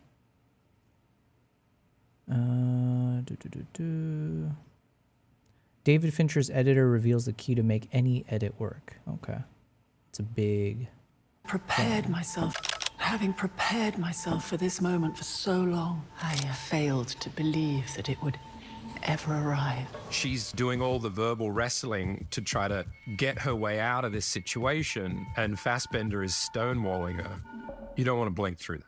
I haven't Talk seen about this Fassbender advanced technique. We brought in one of David Fincher's collaborators, editor Kirk Baxter, who made masterpieces like The Social Network, Gone Girl, Girl with a Dragon Tattoo, and most recently, The Killer. In this masterclass interview, Kirk breaks down his signature David Fincher editing style, how he Hold on. Pause. The Killer. The Killer. 2023 action thriller. Oh, hello. 85% on Rotten Tomatoes. Critics? Oh my God. Guys, I need to watch this tonight. 85% critics, 90% audience? After a fateful near miss, an assassin battles his employers and himself on an international manhunt he insists isn't personal. Wait, have I seen this? Wait, I might have seen this. Is this on Netflix? Is The Killer a Netflix movie? Yes, it is. Oh, wait. In which case, I think I did watch this. Hold on. Did I really think this is a 9 out of, like a 90% Rotten Tomatoes style? Okay, I got some homework after the stream. I need to double check if I've seen this movie. And if I deem it that good. If it's a movie that I'm thinking of, I think I've seen it. And I don't think it was that memorable. But okay. choreographed the brute fight scene in The Killer. How he uses music to raise tension, and how vertical sound editing creates dynamic transitions. He explored how he overcame the challenges in the sniper sequence of The Killer, and explained how David Fincher's massive volume filming style is perfect for an editor. This interview was recorded with Riverside. We use it to record every remote interview for our show. It's an absolute necessity. It's been one of our most reliable tools for our workflow. This is online software that records your screen, your camera, and audio all separately and uploads it to the cloud. That means you can end up with multiple files that you can edit separately, giving you full creative control in the edit. It also doesn't give you bad recording quality like other video call softwares do.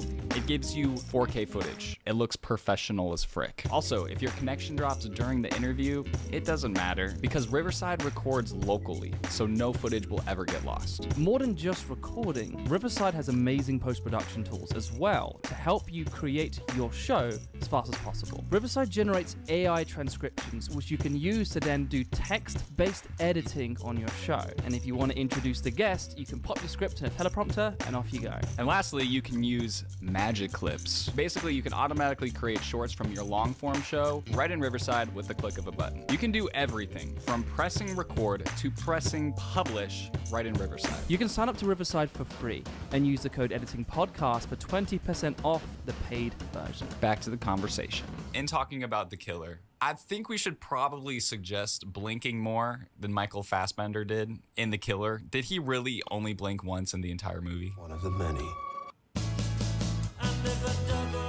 No, There's blinks in there. We're conscious of blinks not to turn up in the wrong places. I don't think there was an effort to remove them through the film. It's just the nature of how his performance was. But there's been an effort to remove them in previous films when they're all kind of landing off rhythm. And it's mostly about when you get into the meat, like the point of a scene and you're in close-ups and you want something delivered with intention and purpose. Someone blinking all the way through it tends to dilute what they're saying. I'm not. I never thought of that. And if I was, I certainly wouldn't tell you. If the blinking doesn't happen in a rhythm of the words and it's sort of separated from what's being communicated, it starts to sort of turn into Donald Trump's hands, where it doesn't have a rhythm of what's being said. That's the main thing we're looking for, is for everything to feel like it has intention. Is there a moment in The Killer that was really important for you to make that work? When he sits down opposite Tilda.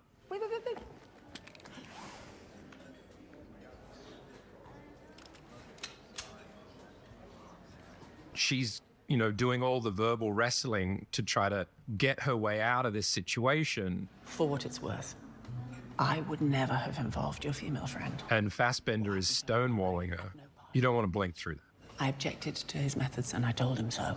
So on Tilda's side, when she's scrambling, blinks are fine. You're here because you couldn't help yourself. So much of it he locks off, so we've got the ability to control the frame and take out what we don't want in the background. And it's this sort of reduction so that all that's left is what's intentional.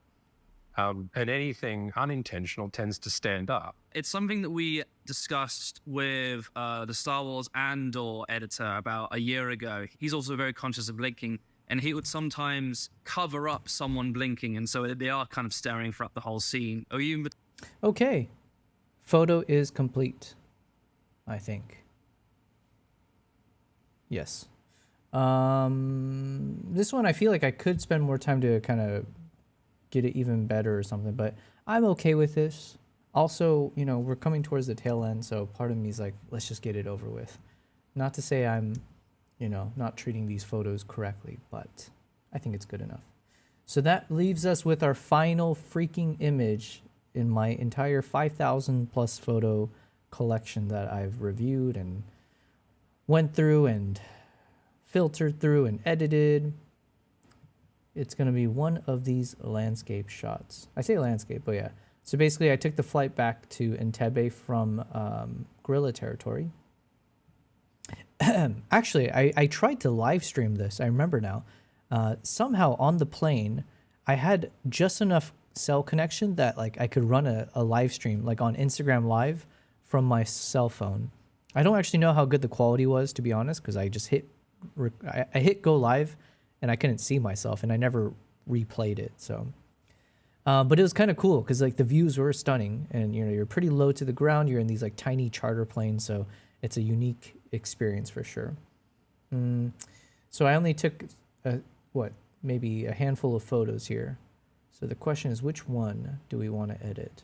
This one could be better. This one I'm pointing it a little bit closer, like angled downwards, whereas this one's slightly a bit more towards the horizon. It's not necessarily like the best image by any means, or it's like a weird cropping. It's a weird composition. So my best bet is hopefully finding an interesting cropping to this. Even like this kind of punched in, this could look nice. So, all right. Final image, guys. I think we can do this. I think we'll turn this into some kind of magic, I hope. Let me just double check if like maybe is there one that's a bit more sharp. I think this is sharp enough. That's also decent. And that's decent as well. So if I need to punch in, technically all three could work. And the question is which one gives you a better potential composition. I don't know. Oh, you know what? If that's the key, I think maybe this final image is better. Or between these two. Because then here you can see the entire, like if you imagine this is a spine of a dragon, you can see the entire spine all the way from, you know, off in the clouds here, and then as it curves off this way. Same with this image. But then this image, it gets a little bit cropped because the cloud is obscuring it there. So we'll see, we'll see. Okay, let's get started. Let's start with this one. Yeah. potentially going to that, maybe that deep level of covering up when someone blinks? We digitally remove them in Dragon Tattoo in a couple of spots with Rooney. When I'm in sort of coverage and I'm sort of, selecting listening shots, things like that, then I can just, choose the ones. I'm naturally going to be gravitated towards the ones where it's not there. But if it's a performance where it's also dialogue that I'm looking at, the best delivery is going to win the day, whether there's blinks or not. Yeah, of course, yeah. Then you'll move to digitally removing them. But that wasn't the case in The Killer. We never went that far. I want to think about what has been attributed to the editing style that you have developed with David Fincher. I think people have said that the exact preciseness, as you've said, and intention. I always felt like there's this hypnotic feel. How would you describe the editing language of David Fincher and for you? What David does for sure, always, is provide a lot of coverage. That gets misinterpreted as a lot of takes. What he's extremely good at is making sure that I've got the pieces to be able to move around as needed, or to keep something exciting, or to allow yourself effortlessly be editing pretty aggressively so that you can use just the best pieces of everything. David knows these rhythms. He shoots for an editor. So if it's a really long scene, I'll find in the wide shot that there'll often be blocking, if somebody's coming into the room. So you've got a camera moving to set it up. You sort of work your way in as everybody's in a stationary position. In choreography, I can kind of work my way into closer coverage. Someone stands and moves. Now I want to be out of close-ups because there's too much movement in them. I don't want cameras tracking with people in a close-up size. So I'm now going to bring myself out wide and then slowly work my way to that close-up. I'm curious. I break into your home in the middle of the night with a silenced pistol, and you have no idea why I might be here? And so that close-up tends to be saved for something important, and you don't want someone doing this all the way through it and messing up the dance. Because he's filming from start to finish in a scene, you can be in the close-up at any point that you want, anywhere, but I'll try my hardest not to use it until it is the main sentence in the scene.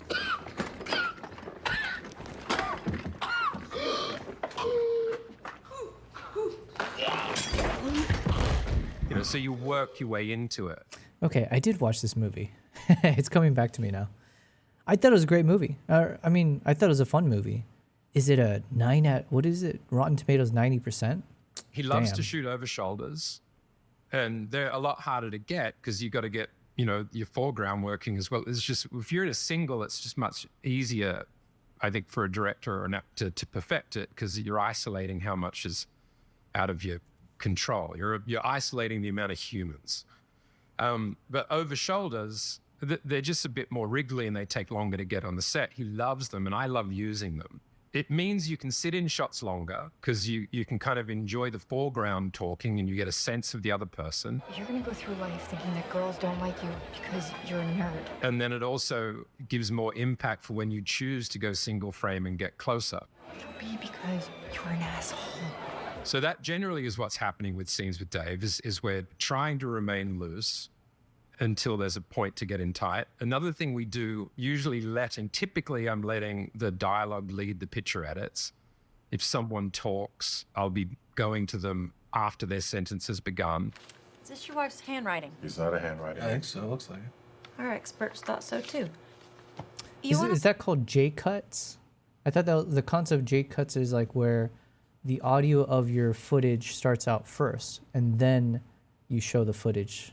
Play a little true or false. I look for opportunities where it's not just cut on the line, where I can cut to someone where they're listening and then, and information is being delivered to them and then they speak, or someone that I can hold on for a series of lines. So I'm looking for those gaps so the edit doesn't become predictable. Pretty much unlimited freedom. Make sure you can get everything that you have so you really can make sure that those choices are intentional. As you said, when you do want to cut to a close-up or you do want to be, it's like J-cutting into dialogue. J-cuts, it's like yes. You still have as much freedom as possible and to really make sure that that story is told? It's all choreography. It's kind of working out what can be out wide, what deserves to be in close, what, scrubbing through everybody's best listening moments, marking out how to exploit actors' performances that aren't just about talking. It's all of the above. You mentioned choreographing a scene. What does that mean to you? How would you define choreographing? What are the steps that you take to choreograph a scene in your edit? When you've got 100 setups, there's this sort of dynamic thing that it's you sort of almost instinctually know what to do with it. It just takes a long time to kind of compartmentalize it all and sous chef the thing to kind of get it all ready for that one big cook. Fight only the battle you're paid to fight.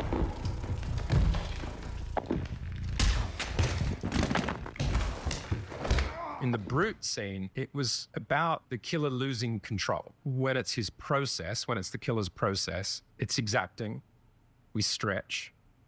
And when he is not in control of process, we start jump cutting and the camera becomes handheld. That was a sort of a general note with Dave about how to approach the cutting in the movie. So it was the contrast of what leads up to it, which is the stretching. Stick to your plan. As he sort of works his way slowly into danger. Anticipate, don't improvise. And then it exploding into violence. Fight only the battle you're paid to fight. And I'm slightly clipping action. I'm just clipping things, but just like 8 frames faster. And it's just little tiny bits to sort of go, this is spilling. He does not have a handle on this yet.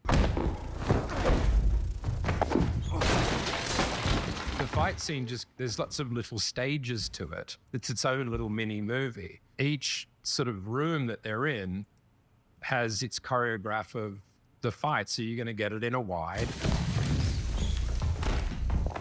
And then certain close-ups have impact. So it's like building a series of little scenes and joining them all together.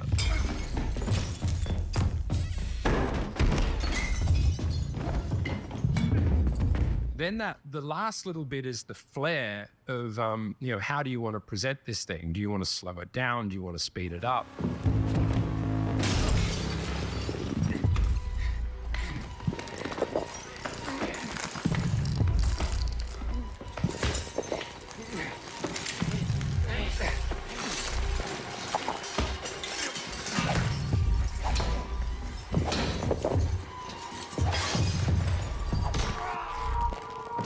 It's so relentless, that fight, that Dave planned for sort of moments of quiet.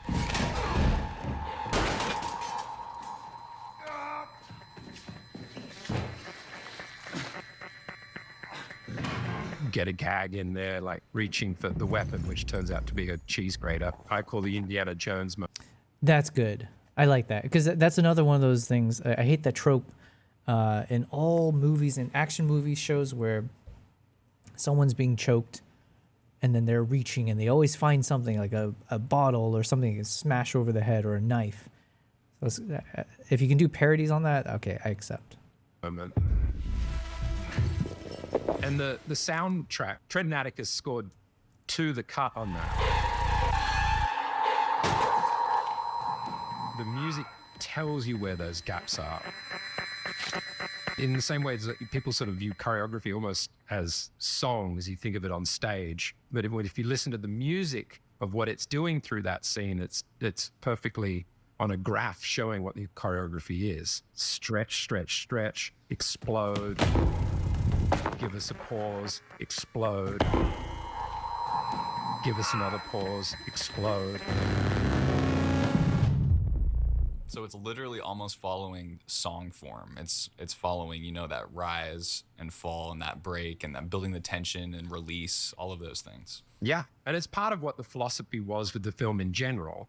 Let's try to do it as a silent film. The slower parts we sort of built without music, and then later we started to add sort of boiler frog music, which was just the undercurrent of, ooh, this feels icky.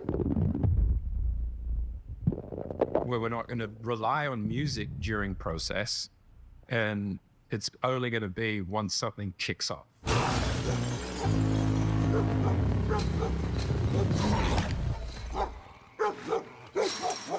So you guys know me as the guy who edited these music videos. But what you didn't know is that in this music video, I use Storyblocks to make it happen. Storyblocks is the secret weapon among editors because of its unlimited assets to footage, sound effects, music, graphics, and more. In this G-Eazy and Tyga music video, I needed a sports graphic of two teams going head to head, but we didn't have time or budget for a graphics artist. So what did I do?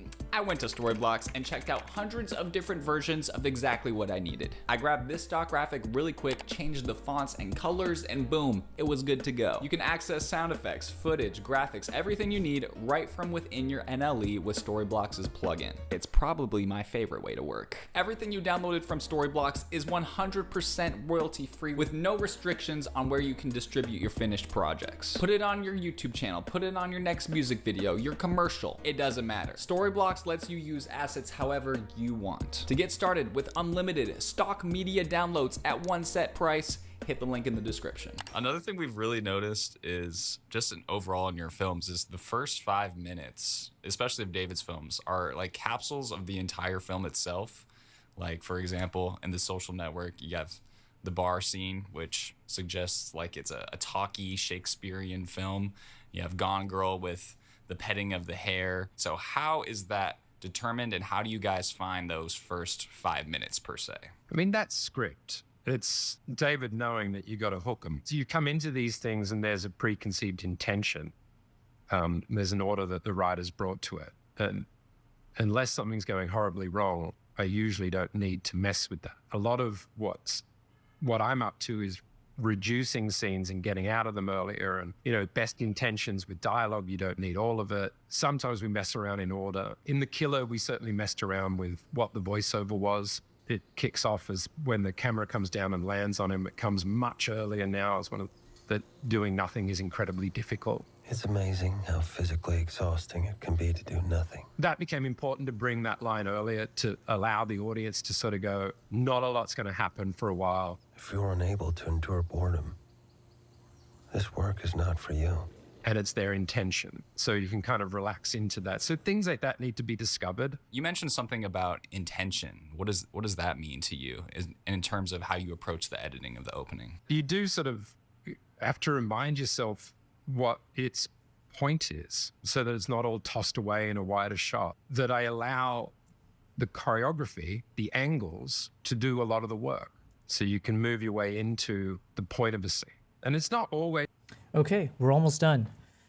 I was struggling with this one. I'm still struggling because it's like such an awkward, random, I don't know how to say, the clouds, trying to see how do I get the clouds in, how do I get the landscape in. Ultimately, I landed on this as the framing. So you kind of get this like spinal effect. You see like the mountain curving off from the bottom right, going off to the mid left, and then up to the top middle. So I figured that would be the spine of the image, no pun intended. And then you get a bit of cloud coverage, but there wasn't any clouds in the bottom left, so it's not like I could end up with a nice balance of clouds in the top and in the bottom. So, I mean, I can just live with the fact that there's some clouds in one area. But then I hope it's decently balanced. And then the reason is like there's also this tower. It's hard to see here unless you crop in, but there's like one little radio tower smack dab in the center of this spine.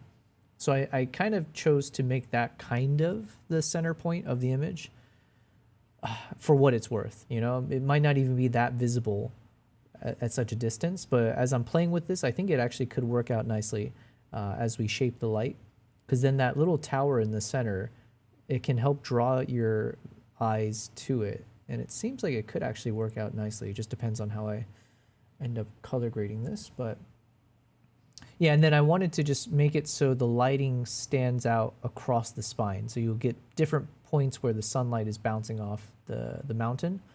So then obviously it's just kind of highlighting the spine. And now I just got to figure out what is the best edit style. I'm leaning towards, kind of leaning towards that one. Okay, we'll start with this. I'm gonna turn off the halation. All right, let's see what we can do. Is that the point of a scene wants to be a close-up? It just naturally works out that way by the language of cinema. Does it kind of go into like each scene before you even kind of begin? It's like, what is the intention? Where is it starting? Where is it ending? And then this is the intention of this scene. And then are you using that to then help guide the cuts that you're looking for? Yeah, I mean, look, it's sort of, I guess hearing that said back to me, it just sounds so poncy. Mostly just surviving. We end up in the positions we're in, not by some sort of formal training, but just by the 10,000 hours. And most of it, still to this day, I begin kind of going, I don't know what the fuck to do. But I'm going to learn the footage. I'm going to start working out what pieces are essential and what bits can I definitely make decisions around. And then once I start making those, other bits start to fall into place. And then once you've got it built out and working, you can then sort of look back and go, okay, now it's easy to pick on what's not smooth or what feels sloppy or what's got too busy, what's overcut.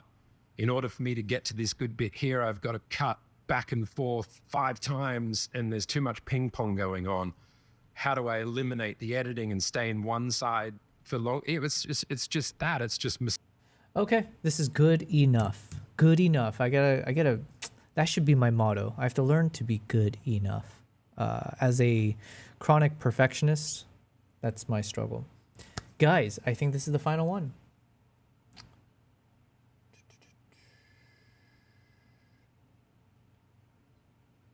Final one. There we go. So what does that mean? It means we have officially edited all of my top photos, all the photos that I had rated at some point during the review process of the 5,000-ish images.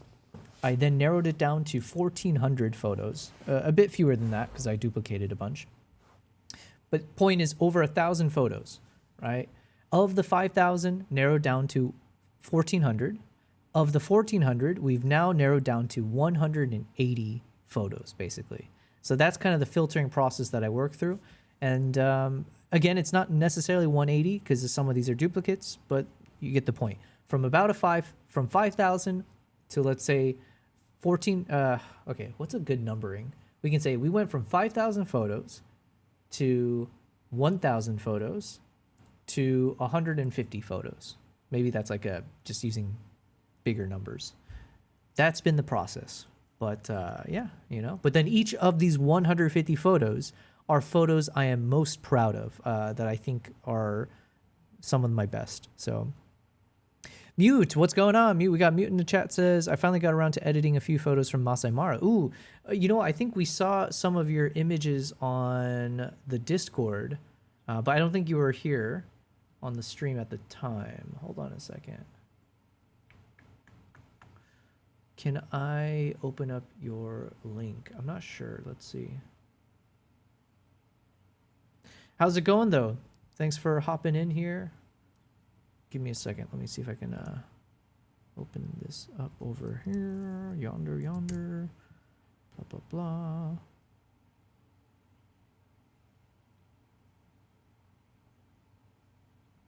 Oh, this thing requires me to access via Adobe.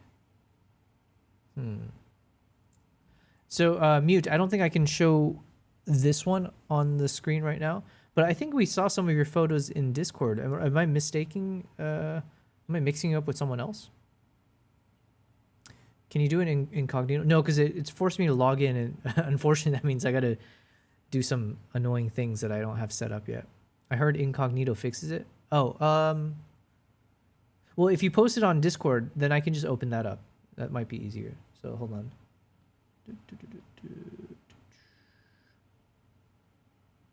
There it is. Okay, give me a second.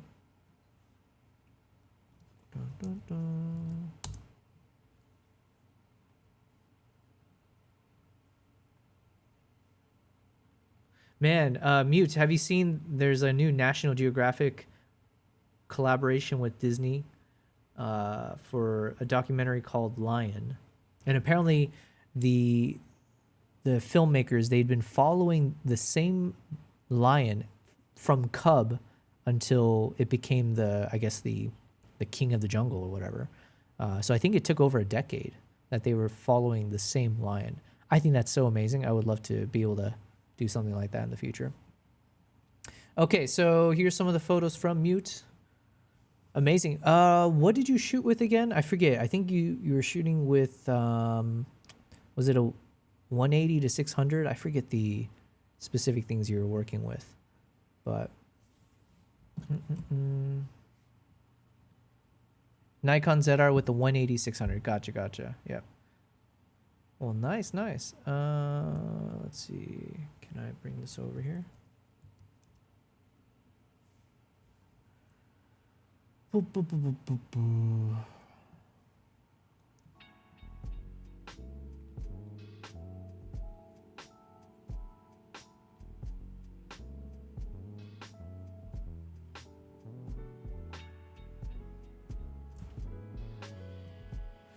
All right, so these are images. Shout out to Mute from Masai Mara. Shot with the, you see, it's a Nikon ZR with the 180 to 600. Nice. It might take some time for these to load. Yeah. So you get, I think that's always a good strategy with the zebras, because they're like the black and white stripes. Like going black and white tends to be an interesting way to do it. So yeah, nice. I don't know. I'm so bad with names of different. This might be a hawk eagle. I don't know. I'm just gonna make up stuff now. This is what we call an elephant. I know that. Nice, you get some close-up with the zebra.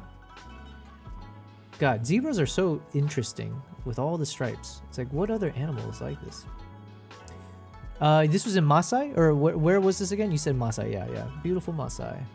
And what do you call, I forget the name of these trees. Or I think there's like a nickname for it. I think they call it like the umbrellas. Is this a acacia? Isn't it acacia tree? No. Listen, it doesn't matter. All right, now we're entering into beautiful elephant. I like the focus on this, so sharp. Well done on the color grading as well. I'm just kind of speed running these, so don't mind me. If you want me to pause on one in particular, let me know. But yeah, just I don't know the names of these guys, but I like the light. I like the lighting effect on this one in particular. Oh, nice! You got to see the crossing. Did you? You might have even said in the chat. I forget, but were you able to catch a successful hunt from the crossing? Wow! Look at all the zebras here. Now, one thing I think I find very fun. Mute says not at all, but first time color grading in Lightroom. Yeah. Well, listen, Mute. Like I said, I hope you'll continue to tune into the streams because you know, obviously a lot of what I've been doing recently is just doing my color grading within Lightroom. And so I just mentioned I finished finally all my edits of my Uganda photos. And one thing that's really fun for me in terms of the editing process is figuring out how to crop your images, because the crop can make or break a photo. A crop can also turn something that's a great photo into like an excellent photo or award-winning photo. You know, like there's definitely evolutions or possibilities hidden within the same image. So like if you like even this, you know, going back to the zebra shot here, you can see this shot and be like, oh, this is great. Look at all the action. And then somebody somehow will find, you know, just depends as you train your eye or as you just experiment. There's within this combination, there's one in particular where if you crop it in a certain way, all of a sudden the story changes completely. The subject is different, the emotion's different, and it's also just more immersive. You just don't know, right? So that would be something I always encourage, because I'm encouraging myself to do the same, right? Like even a shot like this. Now there's the hippo in the top corner, so there is a world where you do want to retain the full image here, and there's a bit of like a rule of thirds kind of in play, because you've got the water in this diagonal lower third, and then you've got the diagonal water on the top third. But then there's also a world where I can almost see if you zoomed in or if you cropped in. I don't know if the cropping will work here. No. if you cropped in and like, let's say, forget about this zebra on the left because it's a bit chopped off anyways, or if you do super wide angle, like imagine a super like, you know, like a 16:5 style. And then it means obviously you don't get to see the hippo, you don't see the water and the top area, or maybe even in the bottom, but it could all of a sudden just like open something up to you, and visually speaking. Mute says, we saw a crocodile killing 2 wildebeest along with a lion hunt. Well, then you're very lucky. Anytime you can see a hunt, that's like, man, you had a good day. During 2 different days while waiting for the crossing. Gotcha. Good to know. Yep. I like the focus on the leaves there. The golden monkeys. Ooh, I could show you, yeah. At some point, Mutes, as you keep watching my streams, I'll show you some of my favorite wildlife photos. One of the best shots I've ever shot and edited was of the golden monkey. I got really lucky with a couple moments in a bamboo forest in Uganda, and I got these clean shots. Actually, you know what? We'll hop to it later. Let's focus on your photos. Nice, the eyes are in focus. Yeah, so even these shots, you can start to play around with, like, do I want to do a portrait, like a cropping, you know, start to think to yourself, like, what part of my photo is important to the story? You know what? Actually, I never thought of this analogy, but I think I'll apply it next time I'm doing some kind of photography instruction stuff. You know, it's like, whether it's making a YouTube video, whether you're writing an essay. Back in the day, thank God I never have to write essays anymore. But like, if you're in school and you have to write an essay, oftentimes there's like there's a world where you first write 5 pages of words, but then from the 5 pages, you're always learning to trim the fat, right? You're learning to, like, how do I be more concise? How do I strip out some of the things that are fluff or unnecessary to be more direct, more concise, more whatever. I'm using a lot of words myself doing this, but yeah, how do I be as precise and concise as possible with my language so that the core, you know, the core thesis or the core emotion or thought process that I want to share is what gets provided out to the broader audience, right? I think it's the same for this. Oh, thank you very much. Yo. Thank you for the sub over on Twitch. Mute, I don't know why. I was having some issues with my Twitch thing, so the sound effect is not working. But hells yeah, thank you very much. I do appreciate you subbing over on Twitch. Yes, we're slowly building our way up to be a proper streamer, so thank you for that. But yeah, as part of it, we'll take a bit to edit. Yeah, like I said, stay here, enjoy the journey. I'm not going anywhere, so you can always plug in at any point and ask me questions. I can break down the edits.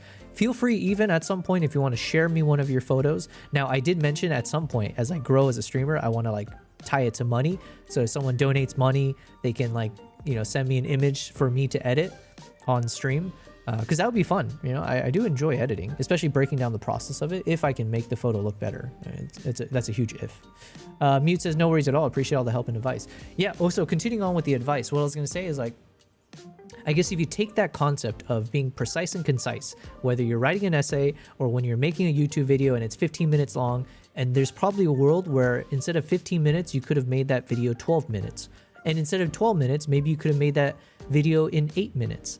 And the more you end up trimming the fat, you actually realize how unnecessary all of that fluff was. At the time, you thought it was necessary.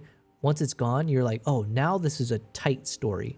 People won't get bored. It's easy to follow. It takes me in a nice pace. I think now if you relate that to photography, I guess if you think of pixels, sometimes you got to think the same thing. Like you're viewing the photo in its entirety and thinking to yourself, what part of this image is important to the story and what part is doing nothing? What is like fat that I should be trimming? Like, is this top left corner right here, is it important to the story? Is it saying nothing? Does it provide any value to whatever story that I'm trying to drive in this image? So obviously here you can say the story and the subject is this male lion gazing off to the left, right?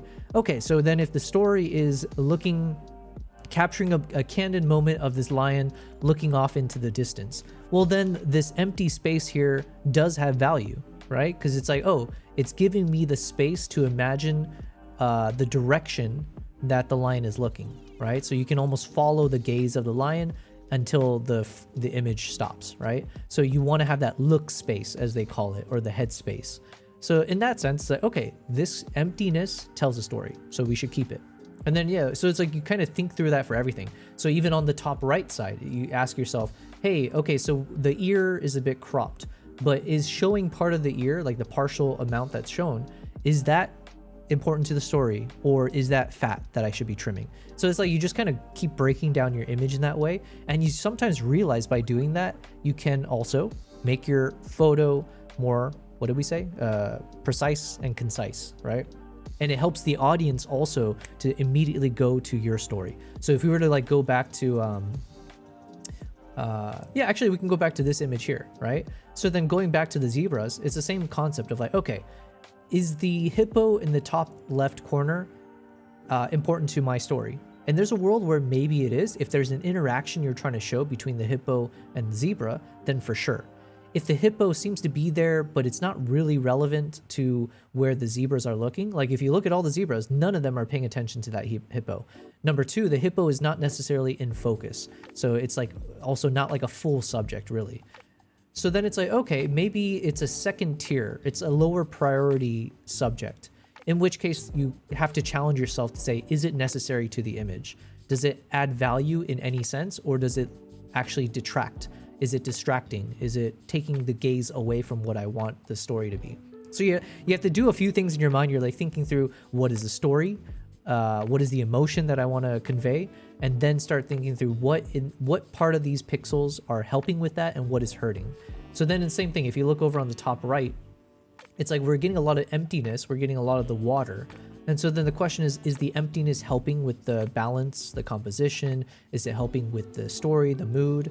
And if it's not, then it's like, okay, let's consider trimming the fat. Let's start to maybe see about like cropping this in so we don't have so much of this. Same thing here, we look at the zebra on the left. It's like, okay, is that helping or hurting my story? In my opinion, I would probably lean towards it's probably hurting, unless you're trying to keep the hippo. So if you don't keep the hippo, then it's like, okay, this is probably hurting because it's a bit distracting because you got like this, a beheaded, you know, you got like a cropped version of a zebra, and it's not a nice cropping, it just kind of chops off the head.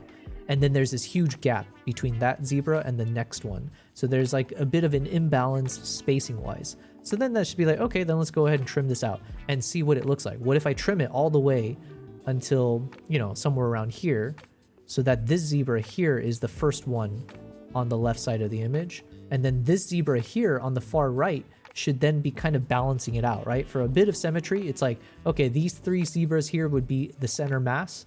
Zebra on the left should be framed as such to be on the left side of the framing, and then zebra over here should be trying to mirror and balance it out that way, right? It's like those kinds of exercises you can start doing, but it all comes down to like treating every pixel as precious, you know, in the same way every word in an essay or every second in a YouTube video has to have value and meaning, and you have to not waste it. It's the same thing. So very long-winded, but I hope there's something there that makes sense to you. I am glad I got to say it out loud, because at some point I think I want to tighten up what I just said, because I think there's something there that could be a good teaching moment. And it is, I'm like verbalizing my own thought process, so that's good. But yeah, really cool. I like the colors, the texture on the zebras here. I like the soft saturation, so you kind of muted the colors a bit, so it's not so, you know, super saturated greens and stuff, which I think is sometimes overkill. I used to do that all the time, and I don't think it works necessarily for all environments. I love how fluffy this particular shot is.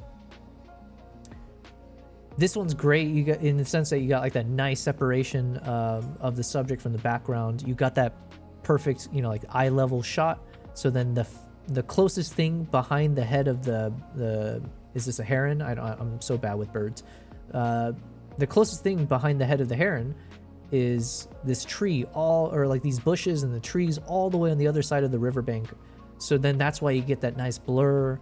They get the nice compression with your 180 to 600, and you did an excellent job of keeping that focus on the eye. So then here's like two thoughts on this particular image. I could see a world where you keep it as is. There's nothing wrong with this framing as you have it. There's also a world where maybe, you know, this is where some people get super picky. I don't think I'm necessarily there, but some people might be like, hey, there's like this a bit of grass that's blocking part of the bottom tail end of the bird. And it's like, some people might be like, oh, that's a bit distracting. I don't necessarily feel that way, but I'm just using this as an example. If you're one of those that's like, oh, I want like a perfect whatever, then it's like you might end up saying, you know what, then forget showing any part of the bottom portion of this bird. Plus you can't see the feet anyway, so it's not like a full body image you can capture. So there's a world where it's like, what if I decide to just crop in quite a bit? Because you've got a clean, sharp shot of the head, right? So depending on, you know, with the ZR, you should be able to do some cropping, unless this is already fully cropped in. But I would try experimenting and just like punch in to the point where you only have the head of this bird. So like, you know, I don't know where the right cropping would be. That's where for you to experiment. You can also maybe crop it into a portrait mode, but then try doing a shot where you literally, the whole focus is now the curvature of the neck and like really just the face right here and the sharpness and also that separation you get with the background. Mute says, nope, none of my photos were cropped in at all. Well, then that's music to my ears, right? That means you should have the ability to crop in without worrying about losing too much resolution. So yeah, anyways, that's where you can have some fun. And also you get this nice little bokeh light ball, something, you know, whatever, light reflecting off of something, probably the sand or a rock way off in the distance. So the more you the more you punch in and crop in on the face, the more that bokeh ball is more apparent and obvious on the screen. So then kind of shows off the nice cinematic vibes that you were able to capture this in. I'm going to speed run through these because it is now close to my bedtime. Very cool getting one of the giraffes that looks like sleeping or resting. I forget the name of these guys. Samba deer? I don't know. No, I think that's in India. They're giraffes. But yeah, so Mute, at any point, you know, we'll definitely very nice job capturing this and freezing it. We can always spend time going through these in detail. Obviously, I'll go through my own photos, and there's just like so much fun stuff with these things, man. Here's the hunt you're talking about. Well done. I'm so jealous. It's but I'm very happy for you. But to see the hyenas hunt, I would love to see the hyenas like on a hunt. You got the you got all of these what do you call these? Predatory birds? I forget, there's a term for like these ones that are not predatory. What's the term I'm looking for? Opportunist, I think. Wow, look at that. Get the blood on the coating. Really nice, really nice. Okay, well listen, unfortunately it is now, oh, you got to see some leopards as well. Good job, you got some good sightings. It is well past my, well, not really past my bedtime, but it is now almost 11:30. I haven't eaten dinner, so there's a lot of things I just need to take care of for my own health. But also these shots are incredible. Good job on all of them. Well done, well done. But yeah, so before I end the stream though, I did want to kind of recap. Here's all the photos that we have edited in the past. I think at this point is about 2 to 3 weeks of my live streams. So these are all the photos that I had, you know, starred or bookmarked. And then throughout all of my recent live streams, I've been going through each one of them. So at any point, if you're ever curious or bored, you can always go to my YouTube channel and go to my VODs for the live streams. And you can always watch any of these and see the entire editing process. There's no magic. There's no trick to it. I tend to follow the same kind of formula when it comes to how I edit my photos. And then where the magic sauce usually happens is at the very beginning, at the very end. Very beginning, because I'll usually kind of rinse my photo, the raw photo, through a bunch of my presets to kind of start to get a sense of, is there a creative direction to take with my image? And then towards the end, I put it through Dehancer after I've kind of, you know, done all my edits and whatever else within Lightroom. Once I put it into Dehancer, I'm able to start getting that emulated film texture and the graininess, the halation, bloominess, softness of the image, as well as the colors, right? So I'm able to kind of get that film look, which I apply at the end. And so that's been my process so far. So every one of these images I'm kind of speed running through was, yeah, done through my presets and Dehancer, and it's been a fun process throughout. And so now I'm like at a point where I'm like, yo, I need to figure out how I can work with Dehancer further. Obviously, they had reached out to me and I did work with them, but I would love to see if I can, you know, work with them even more, because I'm clearly using them constantly and I'm a big fan. So far, I'm a huge fan. Mute says, Paul says, the shoe bill photos are my favorite, to be honest. Thanks for sharing the magic. Well, thank you very much for saying so. The shoe bill is, it might be, maybe it's my favorite. I'm not sure. It's definitely one of the most fascinating creatures I've been able to encounter.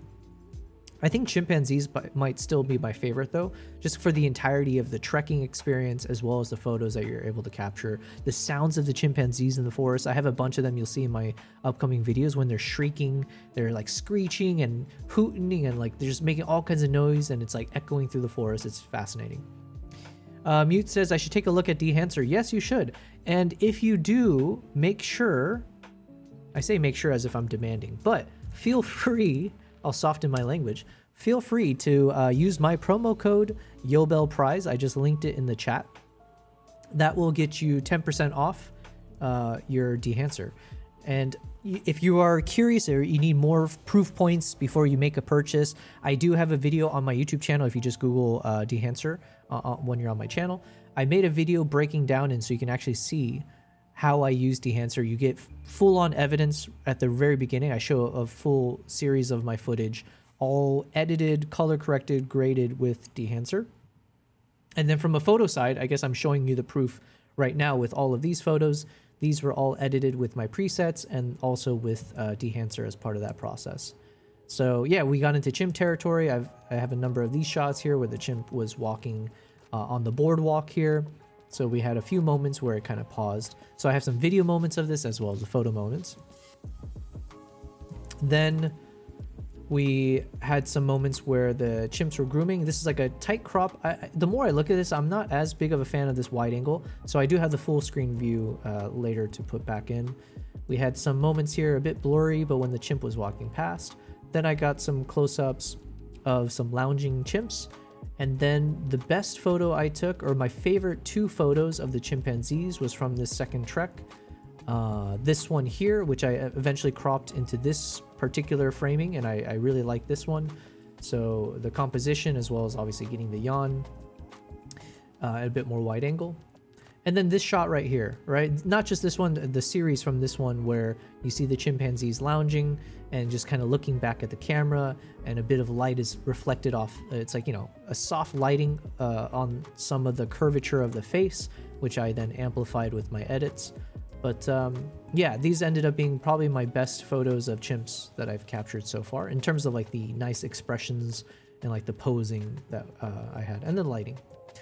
And then after the chimps, this is when we were driving to the next territory, which is for gorillas. So I took a number of photos on the drive of various locals as they passed me by or that were on the road. So there's a series of these that will show up in my upcoming YouTube video, so I hope you guys check it out. Mute ask, do you have a preset pack I could maybe purchase? Of course, of course. Exclamation mark preset.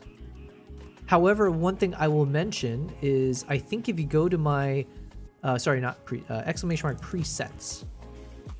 So on my website, there's a section for presets. I still recommend you check it out because you'll be able to use a slider, and you can literally, even on the banner image, you'll see a number of my presets kind of cycle through the same image. So you can see how literally it's being applied to a standard photo. But then one thing I would suggest to you is, I believe, exclamation mark coffee. I started using this thing called Coffee, Ko-Fi. Which is kind of like a Patreon, but it had a few other features built in. And within my coffee shop, I have my presets in there as well. And I was able to put a promo code on that. Excuse me.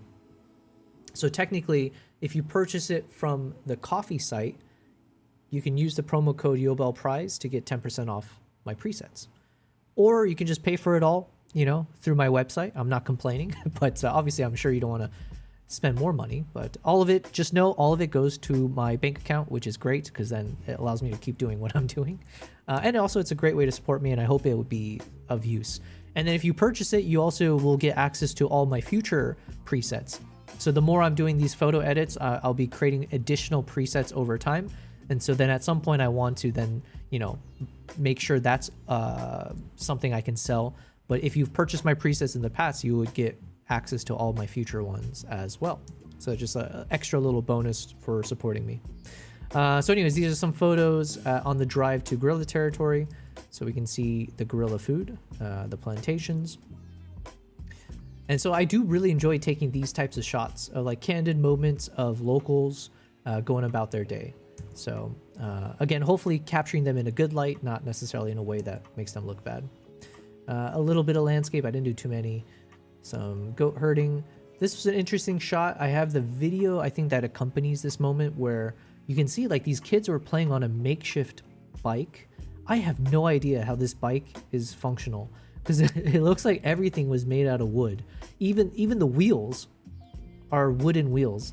But anyways, I mean, ingenuity, right? It's like with limitations comes creativity. What was that quote we were listening to yesterday about like creativity is something about exceeding your limitations? I don't know. Anyways, I like taking that moment.